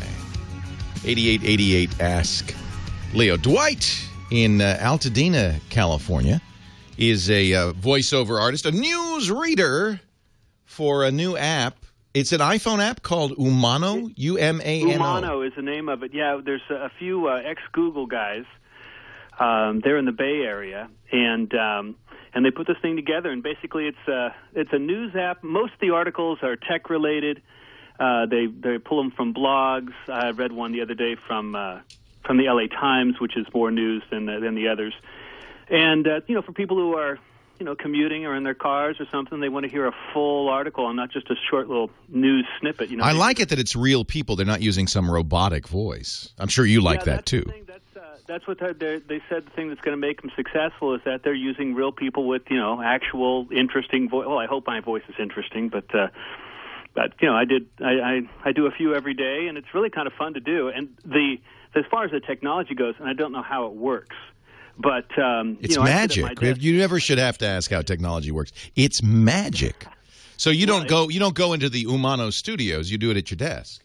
No, and that's the thing. I kept telling people that, I live in the 21st century. I got the job listing online. I interviewed online. I sent in a sample of my voice, secured the job, and I am paid. Everything is online. I have never met these people and had one conversation with one of the principals of the company, one actual voice conversation. The rest of it, all online. This is a good idea. And do you pay for? Is there a subscription fee for Umano? Or no? Umano's a free app. It's Umano. It might be. Sometimes there's a couple of things that are called Umano or have Umano in the name. Believe it or not. If you go to UMANOAPP, umanoapp.com. That's it. Yeah. I'm looking at it right now. I mean, it takes like 2 minutes to download and put it on. I read five articles this morning. You could hear my voice. Wow. Anyway, so my question. Here's my thing. A friend of mine who is in the industry, he had a USB microphone called a Yeti Blue. Yeah, I like that microphone. Yeah. Okay, well, it's beautiful. I mean, it's this big old microphone with all these different little knobs on it and everything, and I've got it all figured out. But I go in and I sit at my desk in my office, and I plug it in. I use a free software called Audacity. Yep. And then I didn't have any headphone, phones, cans that go over your ears. I just use earbuds. Okay. That's all I had, And so I plugged those things in. Well, every once in a while I'll get some static electricity, and I you zap yourself in the ears? Yeah. Ow. And sometimes it's really bad. Like sometimes I'll pull the little earbuds out and scream in pain. Man, yes. It hurts. Yes. I mean, you couldn't kill yourself, but you're getting whatever it is. I think it's 5 volts coming off the USB. That's enough to hurt. It hurts. It's sticking right in my ear. So my question is, how does a knucklehead like me get rid of that static Well, electricity? it shouldn't be happening. You're plugging into the microphone, right? Not the laptop. I plug, it's a regular desktop. I don't know if it makes any difference. Yeah, the USB cord goes into the computer, into the monitor. There's a plug into the monitor, and then goes into the microphone, and then there's a headphone jack in the microphone. And the reason you do that is if you monitored Audacity, there'd be a slight delay. It'd be very disconcerting. You'd sound like you were echoing. So what good microphones like the Yeti do is they do a pass-through, so you can hear the audio directly. That's not supposed to happen. In fact, it's broken. You should send it back to Blue and say they're passing voltage into the microphone. They shouldn't be doing that. Huh. So that's a short circuit or something wrong with the mic. You absolutely need to get that fixed because you could hurt yourself. Yeah. Okay. It's not supposed to do that. Really? And it ain't static. I don't think that's static. I think that's actually voltage, stray voltage coming off of the mic. The Blue is a powered mic. The Yeti is a powered mic, so it takes power from the USB port, which is 5 volts, into the microphone, and it needs that to power the condenser in the microphone. Somewhere, something's miswired, and some voltage, some amount of voltage, is coming up through the headphone cable into your ear. It's not a pop, right? Is it a? Well, every once in a while it'll go.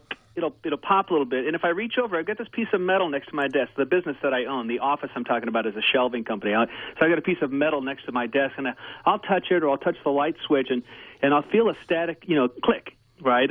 My static electricity, and then once in a while it'll build up, and it'll in my ear. Sorry for the noise sound effect there. No, I like it. That's good. It helps me understand. I guess it's possibly not a short in the mic. It's possibly just static electricity.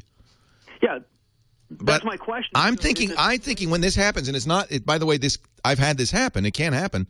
I think there is a little bit of there's a short, there's a faulty ground or something, and it's coming out through the mic into your headphones. You're not getting Probably not enough to knock you over or anything.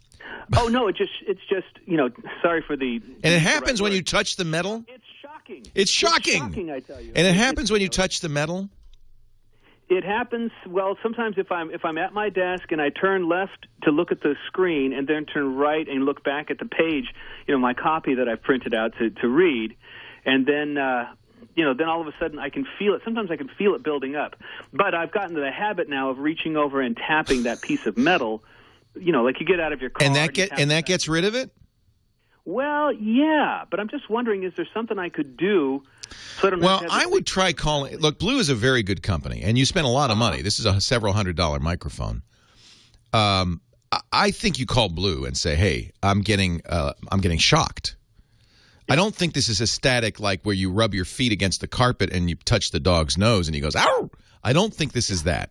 I think this is actually voltage leaking from the microphone into the headphones. Okay, well, I can. I've got the box in the office there. I'll check with Blue. So I would call them. That doesn't sound right. All right. Well, hey, check out that app, man. It's pretty cool. I will. I'm going to download it right now. Now it's iPhone only, right? But even though it's some Googlers, you'd think they'd have made an Android version. I listened to it on my iPad and just got an email. Didn't talk because, like I said, everything is email. Just got an email from the CEO today that they're going to be rolling out to Android in January. So it's pretty neat. You can do you can do playlists and you can save things and listen to them later. It's actually pretty neat. They say it's news read by beautiful voices, so you're in good company. Yeah. That's good. Thanks, Dwight. Am I a beautiful voice? I guess so. Hey, thanks a lot. Thanks, man. Dwight. Yeah, you shouldn't be zapped by your. I really don't think that's static electricity. I mean, it could be. I think it's much more likely that's a little bit of voltage leaking out. I've had that happen before. That can happen. The chat room's just going crazy with this. One guy says, "Well, spray it with water." I don't think that's it. That's the best solution. Let's go to should I do an ad here, Jonathan, or negative? Negative. We are in an ad-free hour almost. Yep. As close as you can get on AM. Adam in Alva, Oklahoma. Leo Laporte, the tech guy. Hi, Adam. How are you? I'm well. How are you? I'm doing good. I am going to be getting a TV recently in a couple of months. Good. I'm looking at the LG 50-inch, and it's the PA 5500. Mm-hmm. It only has 2 HDMI ports. Yeah, the less expensive TVs will have fewer ports. So you have some choices. Yeah, if you just had a cable box and a DVD player, that'd be fine. But you have a game machine, you might have a Roku, you might have an Apple TV. I have 6 HDMI inputs. So what I use is an AV receiver. You can buy AV receivers that will have... Hey, that's what I called to ask you about. Yeah. I do like surround sound, and I just called to see if you had a good recommendation on a... I have 2. One I like. Both of them I like. One is called Onkyo, which makes some very good, inexpensive AV receivers. In fact, the Onkyo I have, the 616, it was kind of their mid-range, $500, but it has 7 HDMI ins and 2 out, which is great. And then the other one I have is a Denon, similar price. Both are excellent. You can get less expensive Onkyos. You can get HDMI switchers, but if you want surround sound music, it's worth getting the AV receiver because it'll power 5 or 7 or speakers and all of that thing. Yeah, I'm not wanting to get anything major. I just want a 5.1 or something that would allow me to have... You can also look at for a home theater in a box. That's kind of comes with the speakers and the AV receiver, and sometimes even a Blu-ray player. Inexpensive. Yeah, I'm not needing one with the Blu-ray player because I already have a... Onkyo makes some very inexpensive and I think very good home theater in a boxes. You should be able to get the whole thing for under $500. Onkyo, O-N-K-Y-O. All right. I'll take a look. Thanks, Adam. Appreciate the call. Leo Laporte, the tech guy. Another hour to come. Keep those calls coming in. 8888 Ask Leo.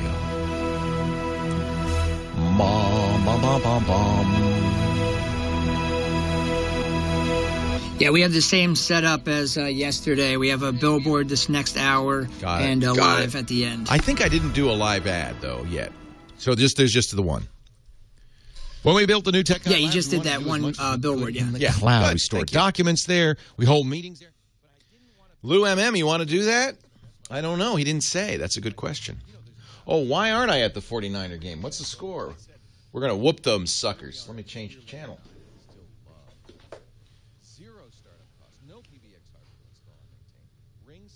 I hate to interrupt a Galaxy Note ad, but that's the Eagles. I don't want the Eagles and the Giants. Texas and the Colts. Oh, it doesn't start till 1. But wait a minute. So we'll stick with this one. I guess they wait till the one game ends before they begin the other. What is the score? Score!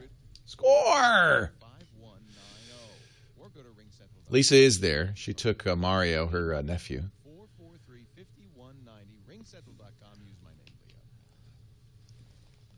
You guys football fans? You lean forward. First year playing fantasy. Oh! So what team do you want to know about? I'm completely out now, but I was a Cards fan, but we're done. Oh, the Cards are definitely out. 26-24 Chicago. It's close. 3.5 to play in the fourth. Well, we have to beat the Cards if we want to get our bye. What did they lose to the Seahawks? 58-0 or something? It was horrible. 52-0. Horrible. Of course, not that we did any much better. Those Seahawks are mighty good. Mighty good. I couldn't believe that we beat the Pats in New England. That was amazing. Wow. So are you from Arizona or? Grew up in Scottsdale. Scottsdale. Went to school up here at Santa Clara. Cool. Yeah, we used to go to Scottsdale for Giants spring training. Yeah. Lots of fun. The stadium's really nice. Beautiful. Yeah, it was so fun. So fun. And my son, who was about, I don't know, he was maybe 10, he would run down with the ball and get, because all the players would do autographs. And he came back and it was 2 big B's. I said, I think that's Barry. I think you got Barry Bonds. Do you remember who it was signing? He said, no. I said, well, it looks like Barry Bonds. And then and he kept going down and he got a couple more. Like the guy signed the ball 3 times, the big B's. I said, wow. You got to keep that ball. That's Barry Bonds. You got something. Then we got on the plane. The guy on the plane, we were showing the ball around. He said, "Oh, you got Boof Bonds." 3 times. 3 Boof Bonzer autographs. I don't know what Boof's doing now. I don't think he's playing big league ball. Was not Barry Bonds. I don't think Barry was big on signing autographs. Yeah. That's why I was like, did you get Barry Bonds? But it was like a big B. It looked a lot like his autograph, I thought. So Boof was a spoof. Let me see what Boof Bonzer's up to these days. Yeah, there's Boof. You're tuned to Premier Channel 7. He's still with the Giants. Organization. From Premier Radio Network.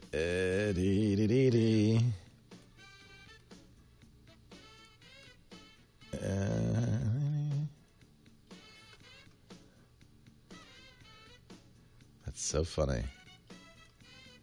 So it must have been 2002 or 2003. It must have been 10 years ago. So Henry was like 8. You're tuned to Premier Channel 7. Well, there you go. He played for the Twinkies. We'll begin at 6 minutes past. After the 2007 series, the Twins organization became worried about his weight. I love baseball. They have players. Oh, he's back with the Giants on the 60-day disabled list. Good. He's back with the Giants. Boof Bonzer. Maybe that autograph will be worth it. This is Premier Channel 7. Leo Laporte, the tech guy, will begin at 6 minutes past the hour. From Premier Radio Network. Boof Bonzer. I almost said, don't tell Henry. Let him think he's got Barry Bonds' autograph. Yeah, he's a minor league player. I'm hoping Green Bay. I got a lot of Green Bay Packer fan friends. A lot of friends in the pack. Cheeseheads. Premier Channel 7. Leo Laporte, the tech guy, will begin at 6 minutes past the hour. From Premier Radio Network. I'm thinking the Packers. The pack is back, baby. It's fun to see that interview that Chris did with me all those years ago. Micro-SD? Micro-SD, there's a 1 gig card. I have a 1 gig card in there. And it's just Chris didn't get to ask any questions. I just asked questions to him.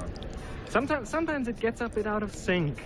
Yeah, I'm not surprised. Of course, it's hard to keep up. Let me...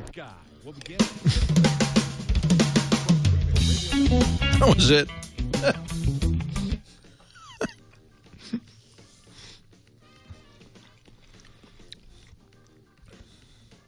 You're beginning to question my 49ers cred.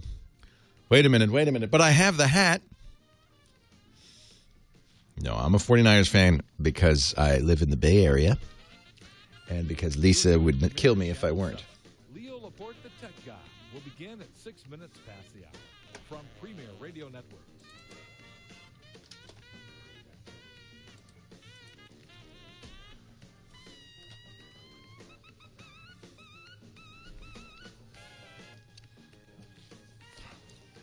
Yeah, we don't want the Packers to win. I know that. I know the Packers need to lose for us. I'm not saying I'm hoping for them to win. This is Premier Channel 7. Leo Laporte, the Tech Guy. But that's just so we can get a bye. I don't know if that's such a big deal. From Premier Radio Network.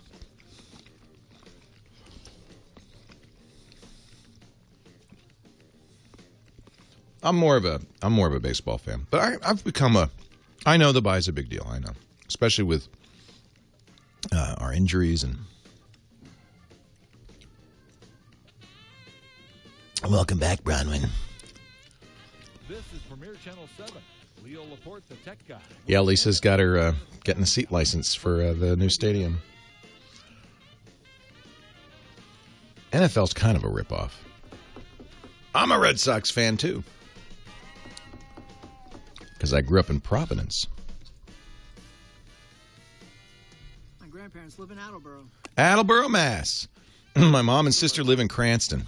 Yeah, I think my aunt and uncle live there also. Yeah. It's nice. I grew up in Providence, yeah. Bliss Dairy. And Dell's lemonade, frozen lemonade. Somebody sent me some Dell's. Eclipse coffee syrup.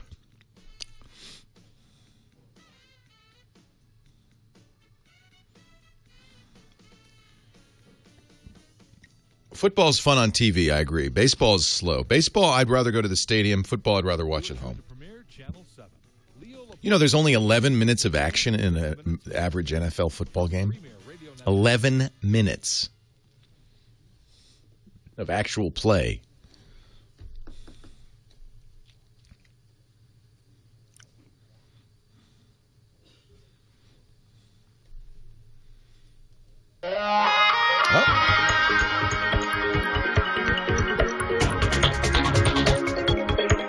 Lions lost.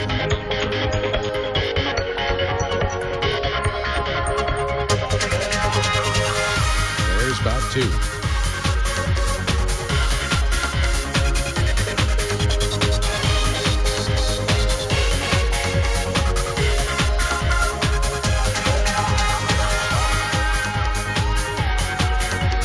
Well, hello, Leo Laporte here, the tech guy.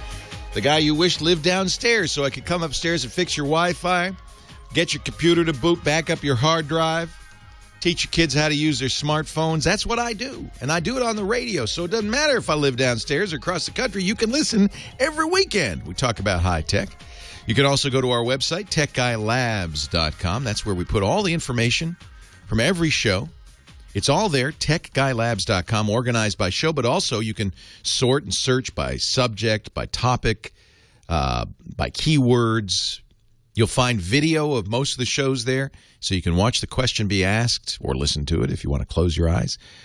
Watch or listen to my answer. And then, and I hope you'll do this, if you've got additional information or corrections, please put them in the comments.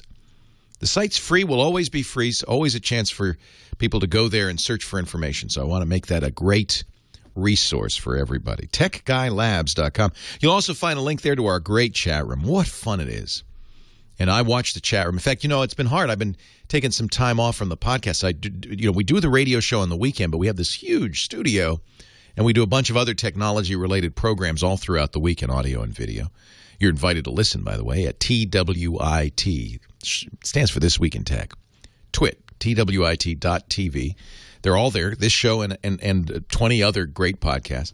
But I'm used to, during my work life, which is almost all the time, having a screen in front of me with 1,000 close personal friends talking at me.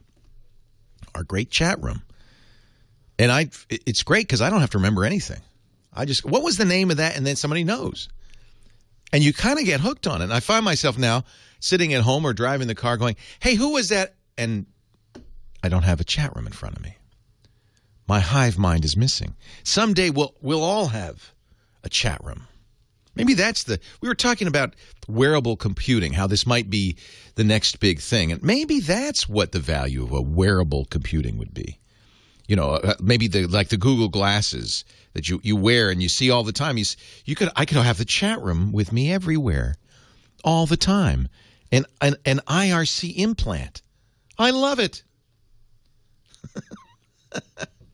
There was a book some years ago about all of this called The Hive Mind, written by a friend of mine, but I can't remember his name. Chat room, do you remember the name of this? See, watch this. This is so cool. Do you remember the name of the guy who wrote the book Hive Mind? Who was that? Do you remember that? Working. No, you guys are losers. They won't tell me. They say, let me Google that for you. All right, I take it all back. Totally useless. Now they want money. Charles Dickens, they're saying, no. Boof Ponzer, 88 Ask Leo. That's the phone number. Let's get back to the phones. And if the Hive Mind can help, they will. If not, well, I'm on my own. Christine in Fraser Park, California. Hi, Christine. Thanks for hanging on. You're on Leo Laporte, the Tech Guy Show. Thank you, Leo. Thanks for taking my call. My pleasure. We listen to you every week. My whole family relies on you for all of our techno advice. Fantastic. I have a question and a comment. I was just listening to one of your previous callers to whom you recommended CreateSpace. Yes. And I myself used CreateSpace to self-publish my novel, Blood and Matzah. In both. Wait a minute. Blood and Matzah? Yes. It's just a Jewish story of Jewish redemption and great food. Well, yes, there is food involved. Jews are there, so of course there's food involved. I love that. Traveling vampires, actually. Oh, vampires. Now we're talking.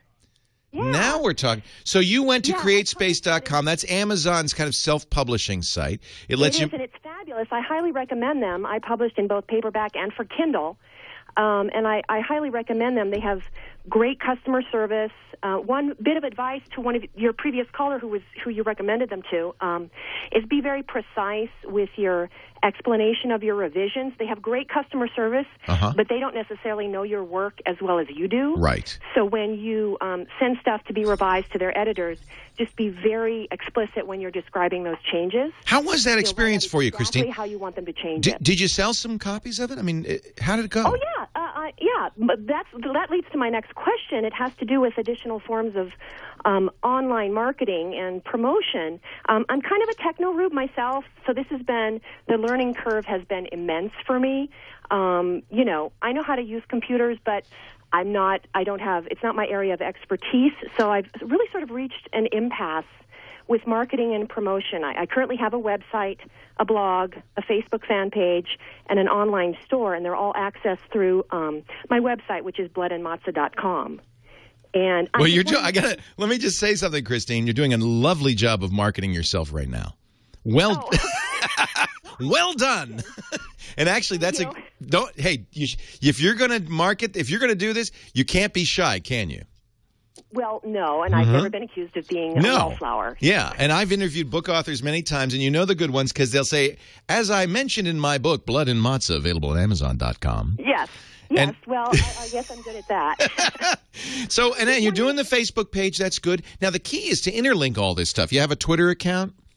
I do have a Twitter account. Everything is accessed through my website, bloodandmatzah.com. So there's links there. And I didn't know anything about doing a website. I have a friend who helped me. He hosts it for me. Well, and you're in so you're in the modern realm here, right? Of the world has changed. It used to be that, as you know, you, Christine, wrote a book. You'd pound the pavement in New York City, and you'd bring it to every publisher, and you'd get rejection note after rejection note, and it'd be very discouraging, and you might, if you were lucky, find a publisher. Now, what would the publisher do for you? Well, you'd get an editor. You did obviously got an editor, and the editor would correct typos, help you craft the story, maybe say, you don't get to the first murder fast enough. You might want to move that up. They'd help you with that. That's of minor value, but you can certainly, as you found out, contract a very good editor to do that for you. You don't have to have a publisher for that. The other thing the publisher does that is most valuable is market it. They get it into bookstores. That was in a day when you had to have shelf space. You don't need that anymore. Right. People buy on Amazon, so that doesn't matter. You're in Amazon. And then they might, if you were lucky or they really believed in you or you were Danielle Steele, they might send you out on a book tour to promote the book and things like that. But I have to tell you, I've written 13 books, all computer books, not one book tour, not much promotion. In fact, the reason the publisher, Pearson, came to me and said, would you write some books is because I had a radio show. They said, well, we figure we got this guy's got the marketing down. We'll let him do that. And so what are you missing if you don't have a publisher? Nothing. But in this modern age, that means you have to do the marketing. Not that you didn't have to before, but now you do. Fortunately, you have the tools. You've got the website, bloodandmatza.com. MATZAH, by the way. MATZAH, yes. Yeah. That's tricky. If I were your editor, I might have said, well, maybe don't use Matza, because how do you spell it? There's 8 spellings. Oh, I know there are. Did you register all the other spellings? No, I didn't. It's just that one. But I do own other websites. By the way, I love the cover. Oh, thanks. Yes, well, that's me. That's very sexy. What's funny now? With a normal vampire, you would hold up a cross. Do you hold up a Star of David to a Jewish vampire? No, that's something I might explore in another. It's a trilogy, actually. So there's 3 parts. The first part's published. I'm working on the second one. And it's sexy, obviously.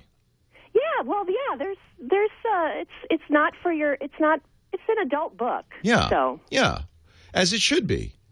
Yes. I think you're doing a great job. You've got the Facebook page. In fact, you've got a Facebook page for your characters, which is very clever. Facebook fan page. So yeah, that's very clever. Hang on, Christine. I want to talk a little more about this because marketing is something we all need to do nowadays, and using these tools is really useful. Leo Laporte, the tech guy.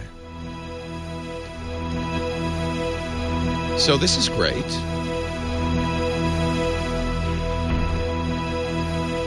She's got an she's doing everything right. She's got an e-store. She's got a blog. Hey, let's face it, we're all trying to save money these days. We're all trying to find the best value for the buck. Come right in. And when I think about value, man, don't the need first to hide thing that comes out to mind, there. DSL Extreme, the best value in high-speed internet. Amazing. $14.95 a month. You're going to save hundreds of dollars a year. With DSL Extreme, everything's just as fast. There's no dialing in. There's no waiting on downloads. You can surf the net, store your photos. Scary music. I might dump that.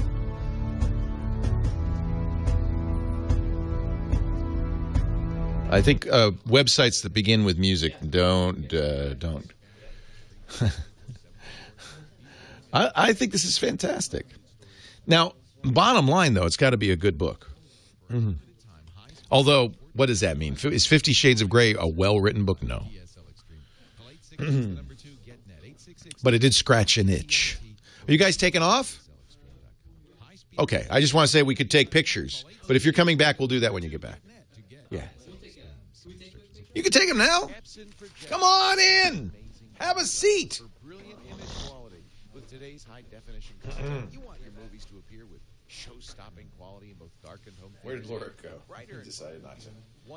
Maybe John could help us. Don't you want to both be in them? Yeah. Awesome. Oh, sweet. You get the ball.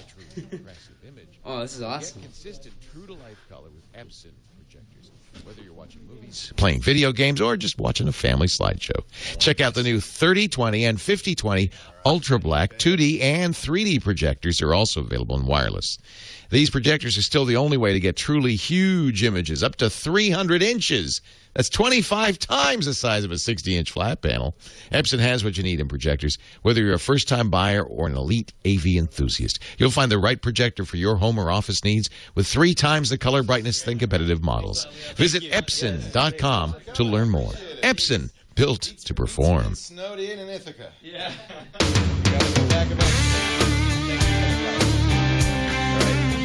Hey guys, the second shift is here. Hi Jordan, nice to meet you. Hi Susan.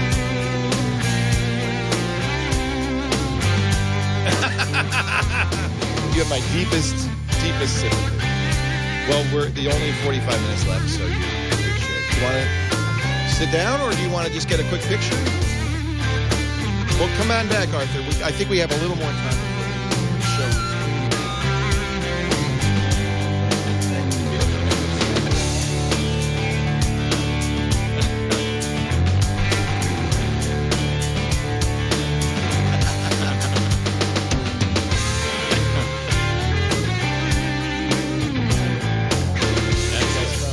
From more.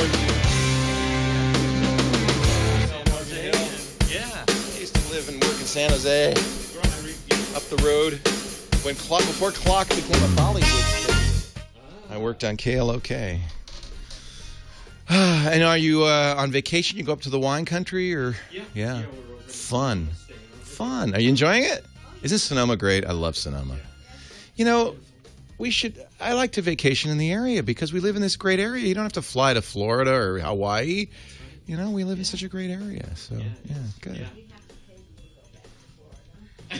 There you go. There you go. Well spoken. Not mine either. So make yourself at home. We got another bit of the show. A long-time follower. Thank you, Arthur. From the very early days. Thank you. From Tech TV, huh? Before that, he Before? Oh, wow. From Dvorak and on computers. Wow. Yeah, you got the good seat. That's where we put the spouses. It's their reward for putting up with it. Leo Laporte, the tech guy. 8888 Ask Leo. That's the number. We're talking with Christine from Fraser Park, California. Christine is an author. Her book, Blood and Matzah, is available on Amazon. She used Amazon's Create Space to publish it, self-publish it. Did you consider going to a publisher, or did you decide, why even bother? I said, why even bother? Yeah. Because I did some research, and your manuscript can sit on someone's desk for 2 years. Yes. And I don't have the patience for that. Yes. And so I did some research on self-publishing. A friend recommended, used another service. I checked them out. Wasn't for me. I found Create Space. And like I said before, their customer service is awesome. Yeah.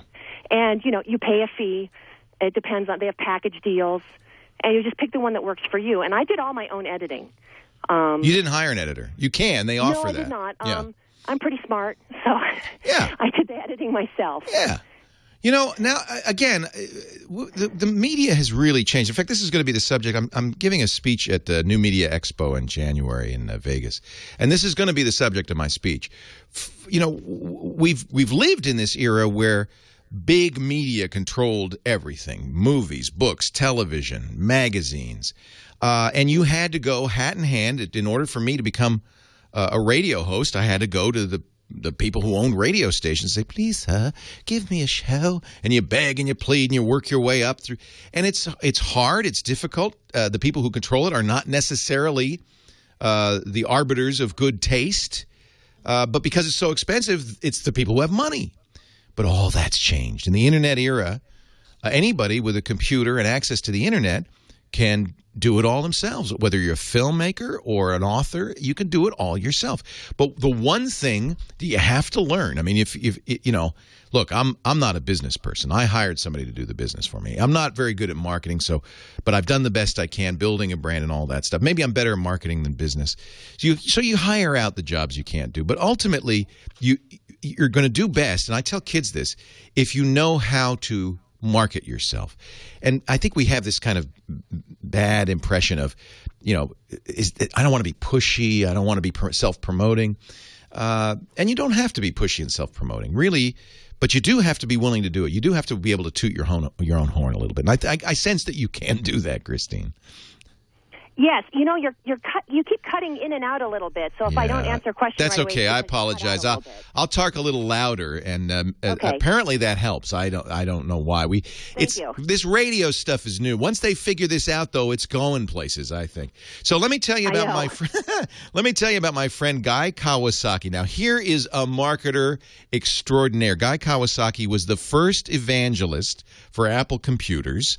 He was a marketer at Apple. He's written a book called Ape, Author, Publisher, Entrepreneur, How to Publish a Book. It's at apethebook.com. And he has gone from being he's worked, written books for traditional publishers, but he's gone to his last book before this. He self-published a book about Google+, and he learned so much. He said, this is crazy. Don't go to a publisher. Do it yourself. And he talks about all the details, the Create Space, but the Lulus and the others. But most importantly, the thing I would think would be the most valuable for you, particularly, Christine, he talks about marketing. I think you have a good instinct. For instance, you've created Facebook pages for your characters. That's brilliant.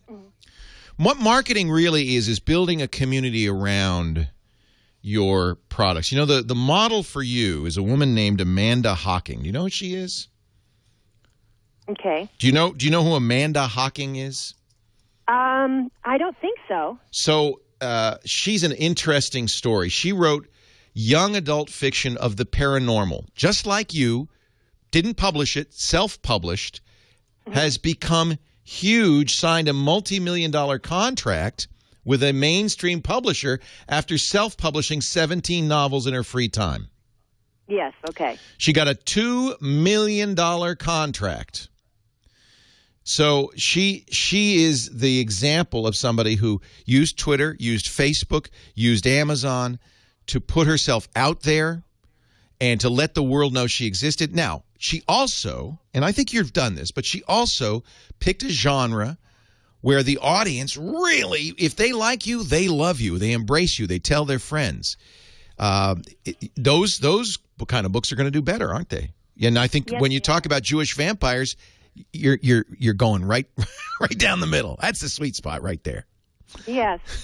So yes. Well, sexy Jewish vampires. Man, you got it made. Jewish time-traveling vampires. Well, would you like the elevator pitch? Because it's sure. Why not? This is good. This is good. You got to hone this too. Guy talks about that. The elevator pitch. If you have a product, a service, you're starting a company, you may run into somebody in the elevator, a Donald Trump who can help you. You got 10 seconds. You got to have that pitch down. Let me hear your elevator pitch, Christine. Okay, bloodandmatzah.com.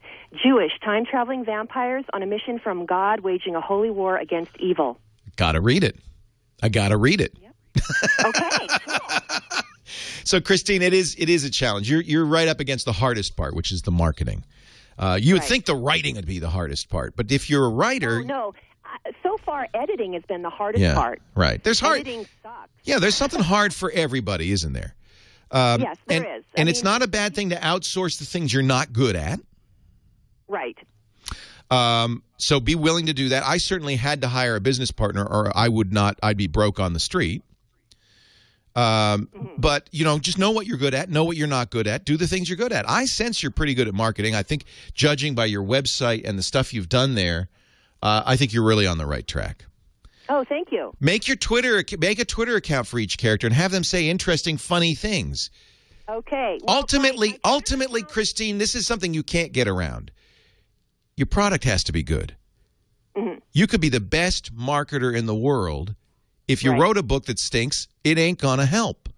I understand. But that's also subjective because 50 Shades of Grey is not the best literature I've ever read. Okay. She made a little money on that. Sure. Well, yes, she made a lot of money. A lot of money on that. She's not a great writer. I got to tell you, that's not great fiction. And 10 years from now, we'll laugh about it.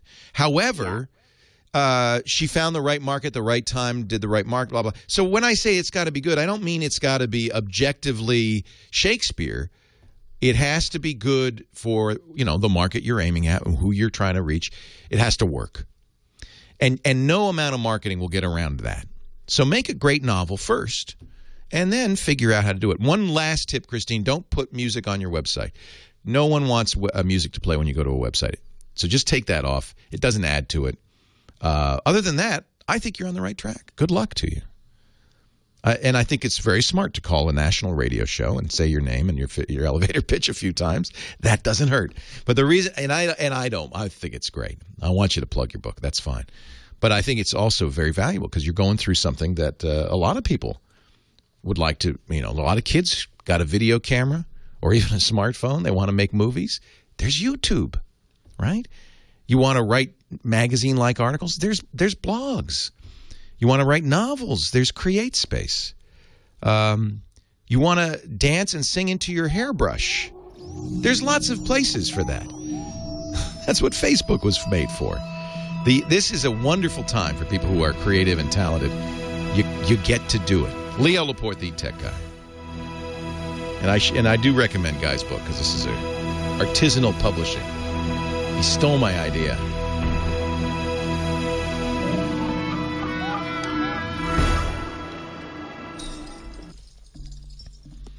Yeah, that's a good point. We need more people who read books. But you know what? That's not really true because look there are books selling. They're maybe not great novels. But 50 Shades of Grey sold a lot of books. Amanda Hocking is a very interesting story. She's kind of the poster boy for people who just said, I'm just going to write stuff I like.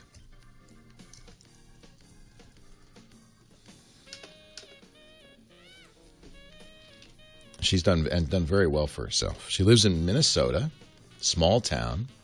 She was a group home worker. She worked at group homes until 2010, writing novels in her free time. She wrote 17 novels and started self-publishing them in April 2010.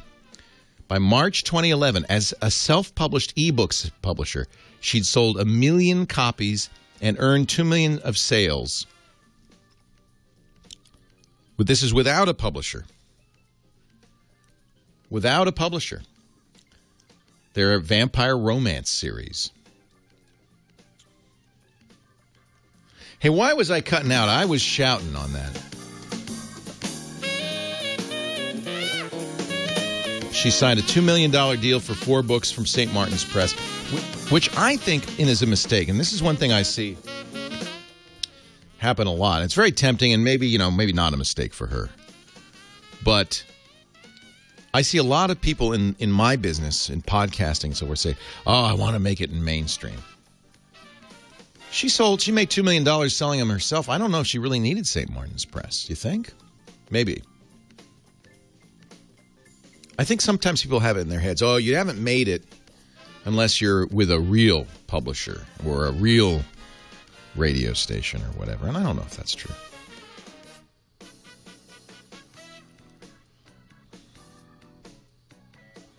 No, it's not on the web feed. It's something to do with our phone interface, which has been a problem since 2007.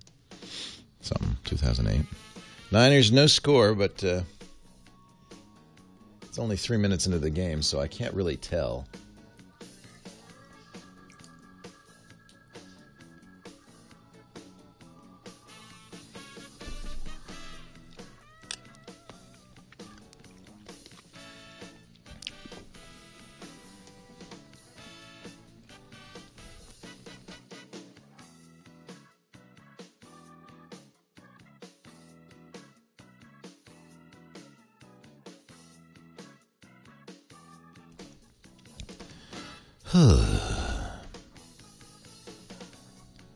Well, and I think it speaks to the success of genre, particularly vampire fiction. I think she was smart to do a sexy Jewish vampire. And yes, always good to put cleavage on the cover.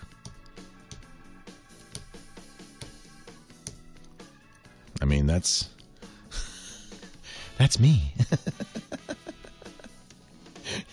You can't go wrong, right? That sells books, baby. Actually, I don't know if that sells books. I guess it does. One of the things Guy says is do spend time on your cover. He says because even in ebook sales, the cover is important, which surprises me. But that's one of the things Guy says in his books. is the cover. You know, he said don't skimp on graphic design for the cover, for instance. I have glitter on my lip. I tell you, I go to one rave. Leo Laporte, the tech guy. Even mainstream artists who have record companies or publishers or movie companies are discovering the power of the internet. I think of Psy, P-S-Y. You know who that is, right? He is the Korean singer, pop star. Yeah, you know the dance.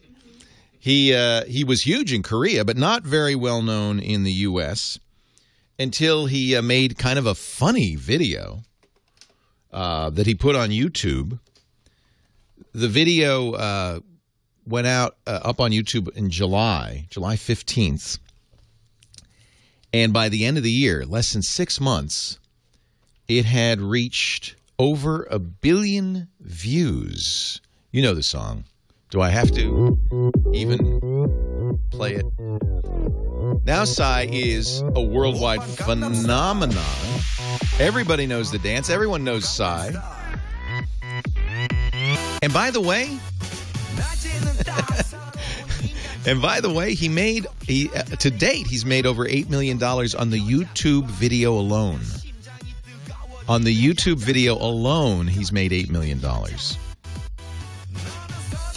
1 billion views. It's the most popular video ever on YouTube. Now, would that have happened if it hadn't been a great video and a great song? No, of course not. But on the other hand, it could have been a great video and a great song that showed in South Korea nonstop, and no one would have known about it anywhere else. Thanks to YouTube, everybody did. He did another thing that I think is a very important lesson. The word spread about this video. I bet you the first time you heard about this video or saw this video, it wasn't Psy's version. You probably saw a parody of it, because there are hundreds of parodies of Gangnam Style. And I bet you most people saw the parody and they said, what's that? Well, I got to see the original, and went back.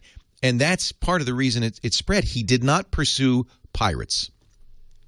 He did not say, that's my song, don't you record it. Don't you use the track. Don't you play it. He let the world have it, basically. He gave it away. And he made at least, I mean, that's a number that came from the Associated Press about a month ago. I'm guessing it's well over $10 million and growing all the time.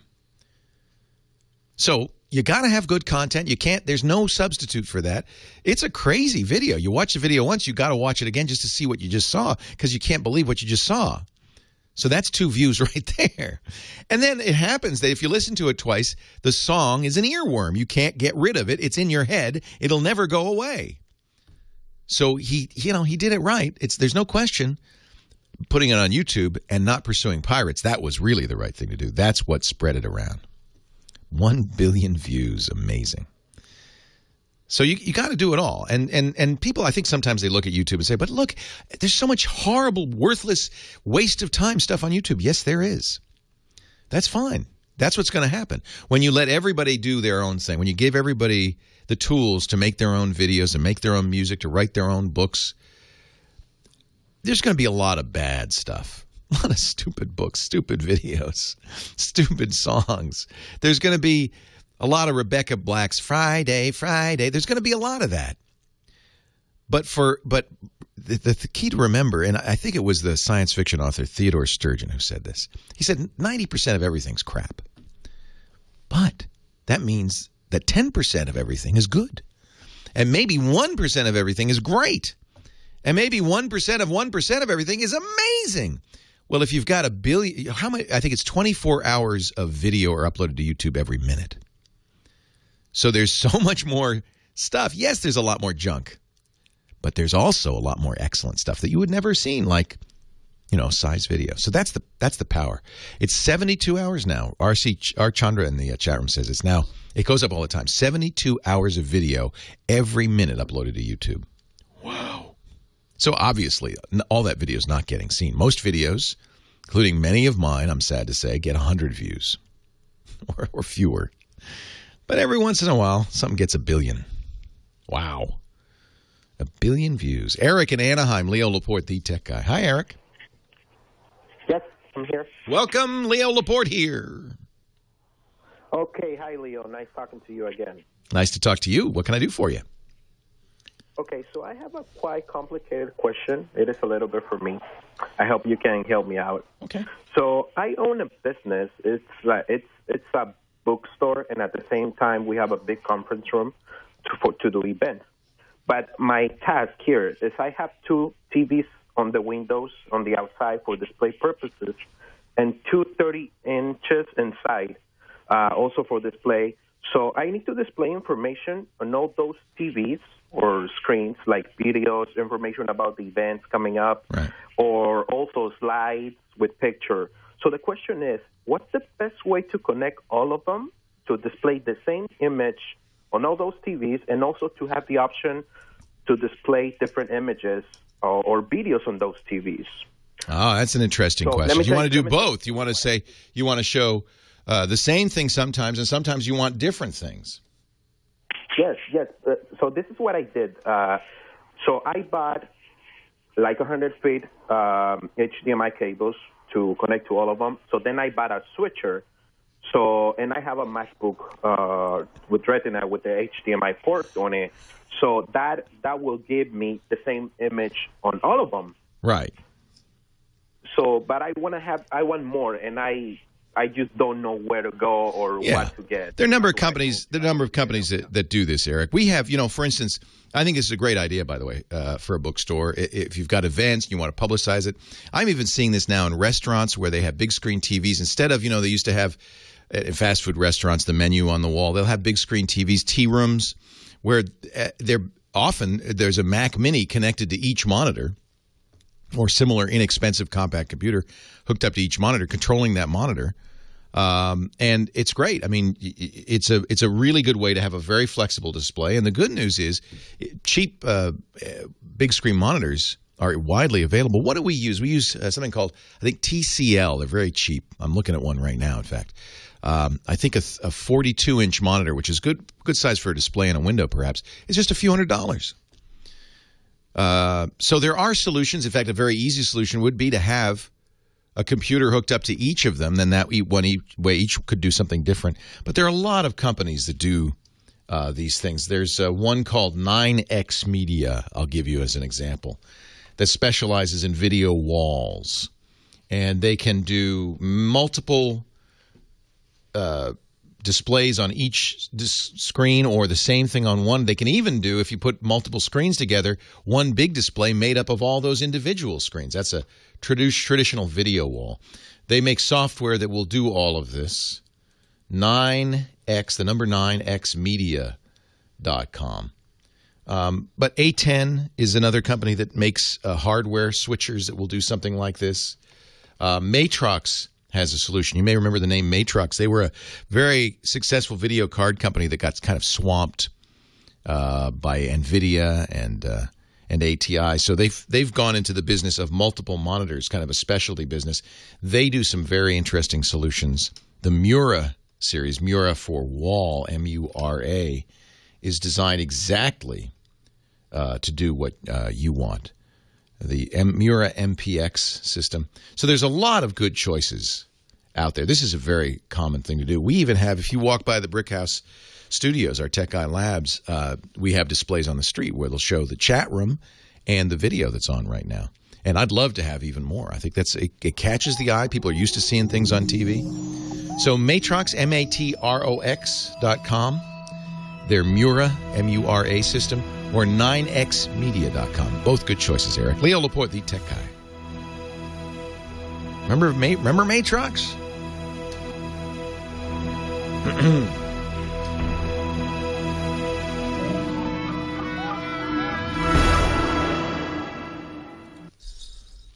When we built the new Tech Guy Labs, we wanted to do as much as we could in the cloud. We store documents. Some of this can be expensive. For instance, you have to get a PC with a number of these cards. My IT guy said, there's a cloud-based phone system too. Ring Central. I don't know if it's control as many monitors as he wants to do. I guess the top is 16. 16 monitors. No PBX hardware installed and maintained. Ring Central. That's one card, 16 monitors. Look at that. My producer loves getting his voicemail. And look at that. We can even get all our facts. 16 NTSC PAL or CCAM video input channels. using a single PCI Express card. Wow. Look at that. So that would be a perfect example of something that could do all the same thing or using their software do different things.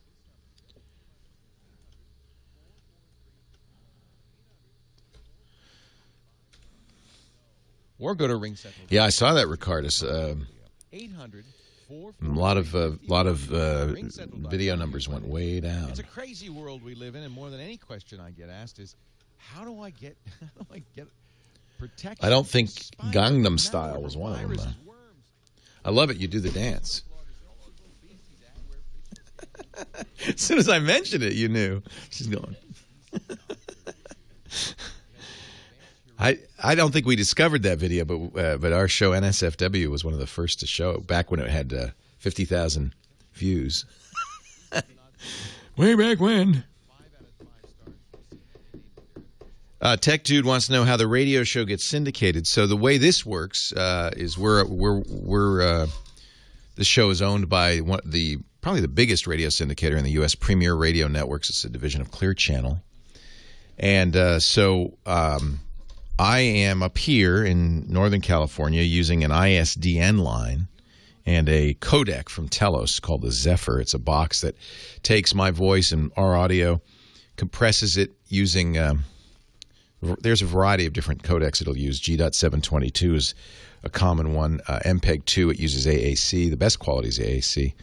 It'll compress it, send it down to Sherman Oaks in Southern California where the Premier is.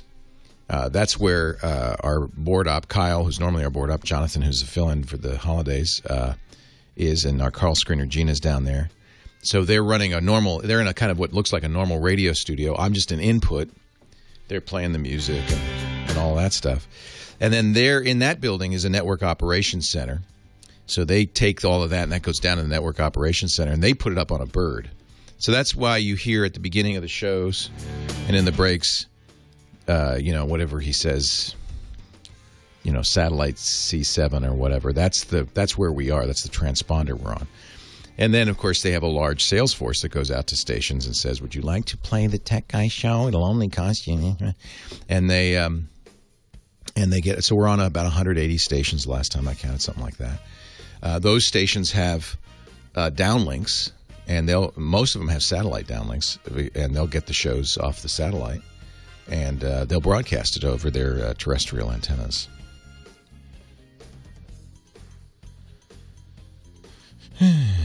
Premier Channel 7. That's right. That's the channel that we're on. We're also on XM Satellite. There's a Clear Channel a few Clear Channel owned stations there. We're on America's Talk, which is, what is it, 186, 160? I can never remember. We have a live read for Nod 32, and then we are good to go. Thank you, sir. But of course.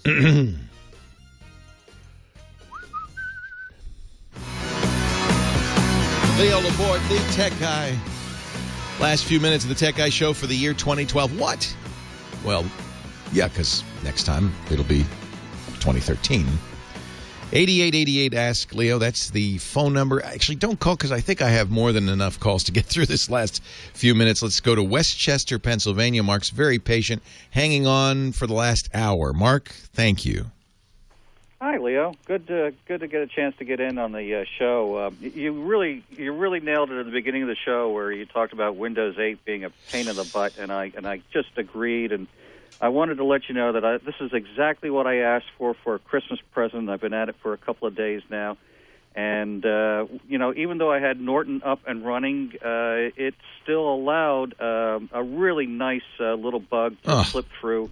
By the 27th, Norton was asking me to turn the computer off and turn it back on to allow a program to install.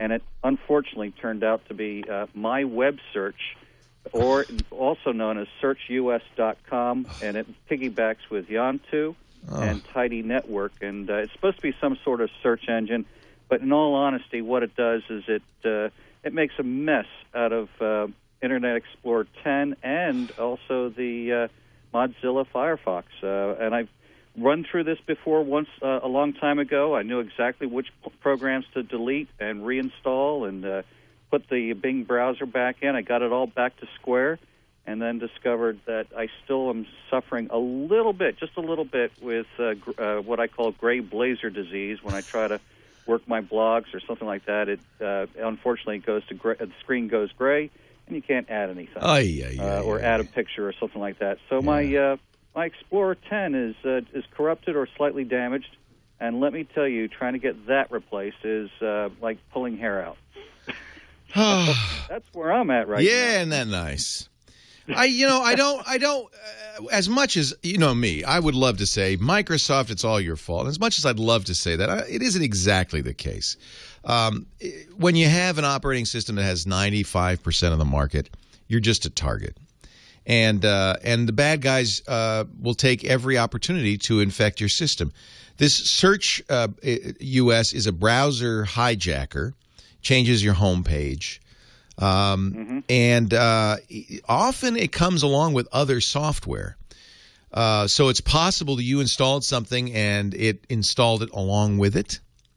Well, actually, that was the interesting part. I wasn't installing anything that day. I've gone back using the history. Now that I got a real firewall up, I took Norton out and put another company in there. But the thing is that I went backwards and found out that it was right after just simply pulling in a KML of the Pacific Coast Trail from the West Coast on a website. Yeah, in theory, a KML file is just data. It can't infect your system. The thing to remember is that if for a bad guy to get on your system, he has to get you or the system to run a program. Data will not infect your system. Now, you can sometimes get infected by data if there's a flaw in the program running the data. So KML files is designed for Google Earth and other mapping programs. Right.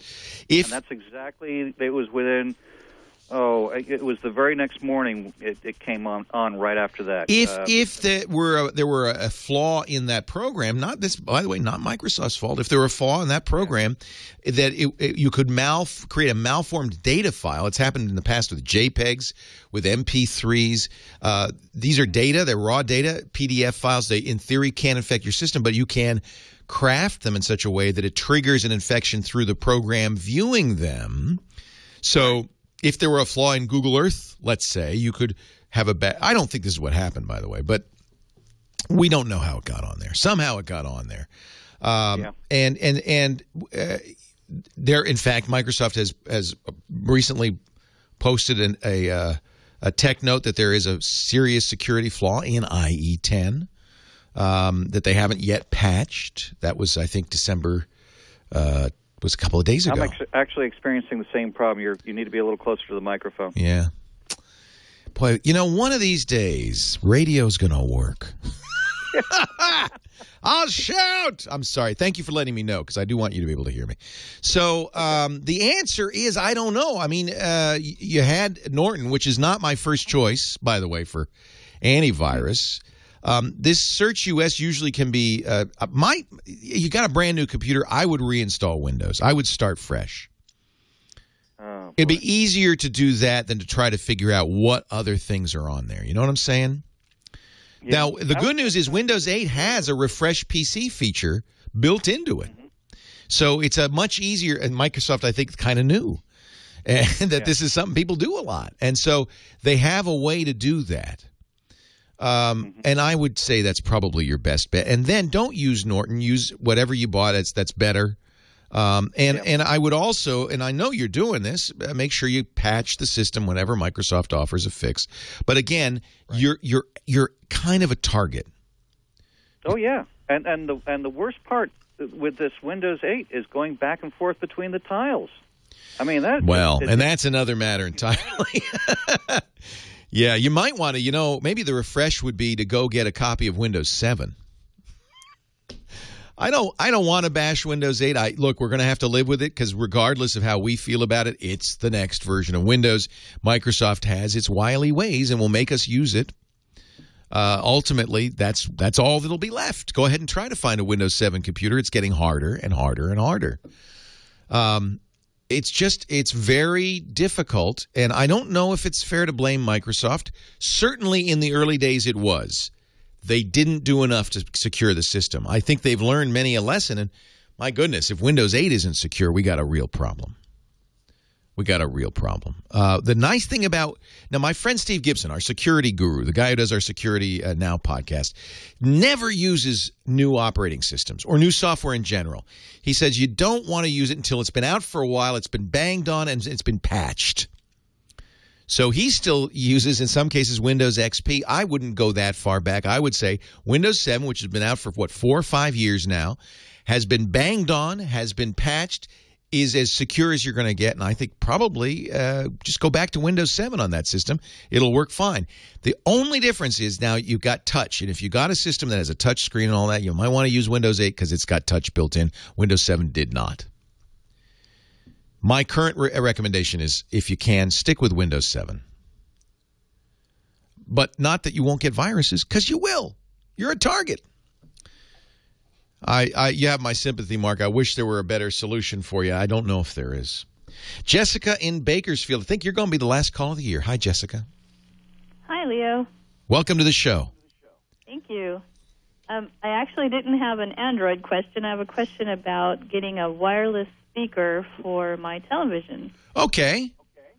I have a large great room with a vaulted ceiling. Yeah. And the TV, as you turn it up so you can hear it in that room, gets louder and louder all over the house. It echoes. And you still can't hear it in that room. Yeah, of course not. See, it seemed like such a good idea to have that great room at the time. Yeah. That's a lot of space to fill. Yeah, and it fills it with audio, but not in the right place. You ever been to a rock concert? Have you seen the size of speakers they use to fill those stadiums? That's what you need. Yeah. Giant speakers.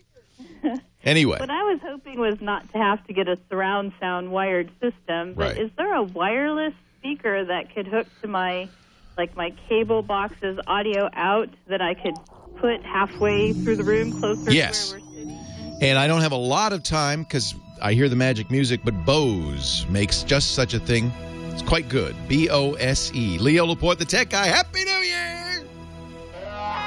Well, that's it for the Tech Guy show for today. I'm Leo Laporte. Thank you so much for joining us. Don't forget, the Tech Guy is just the tip of the iceberg.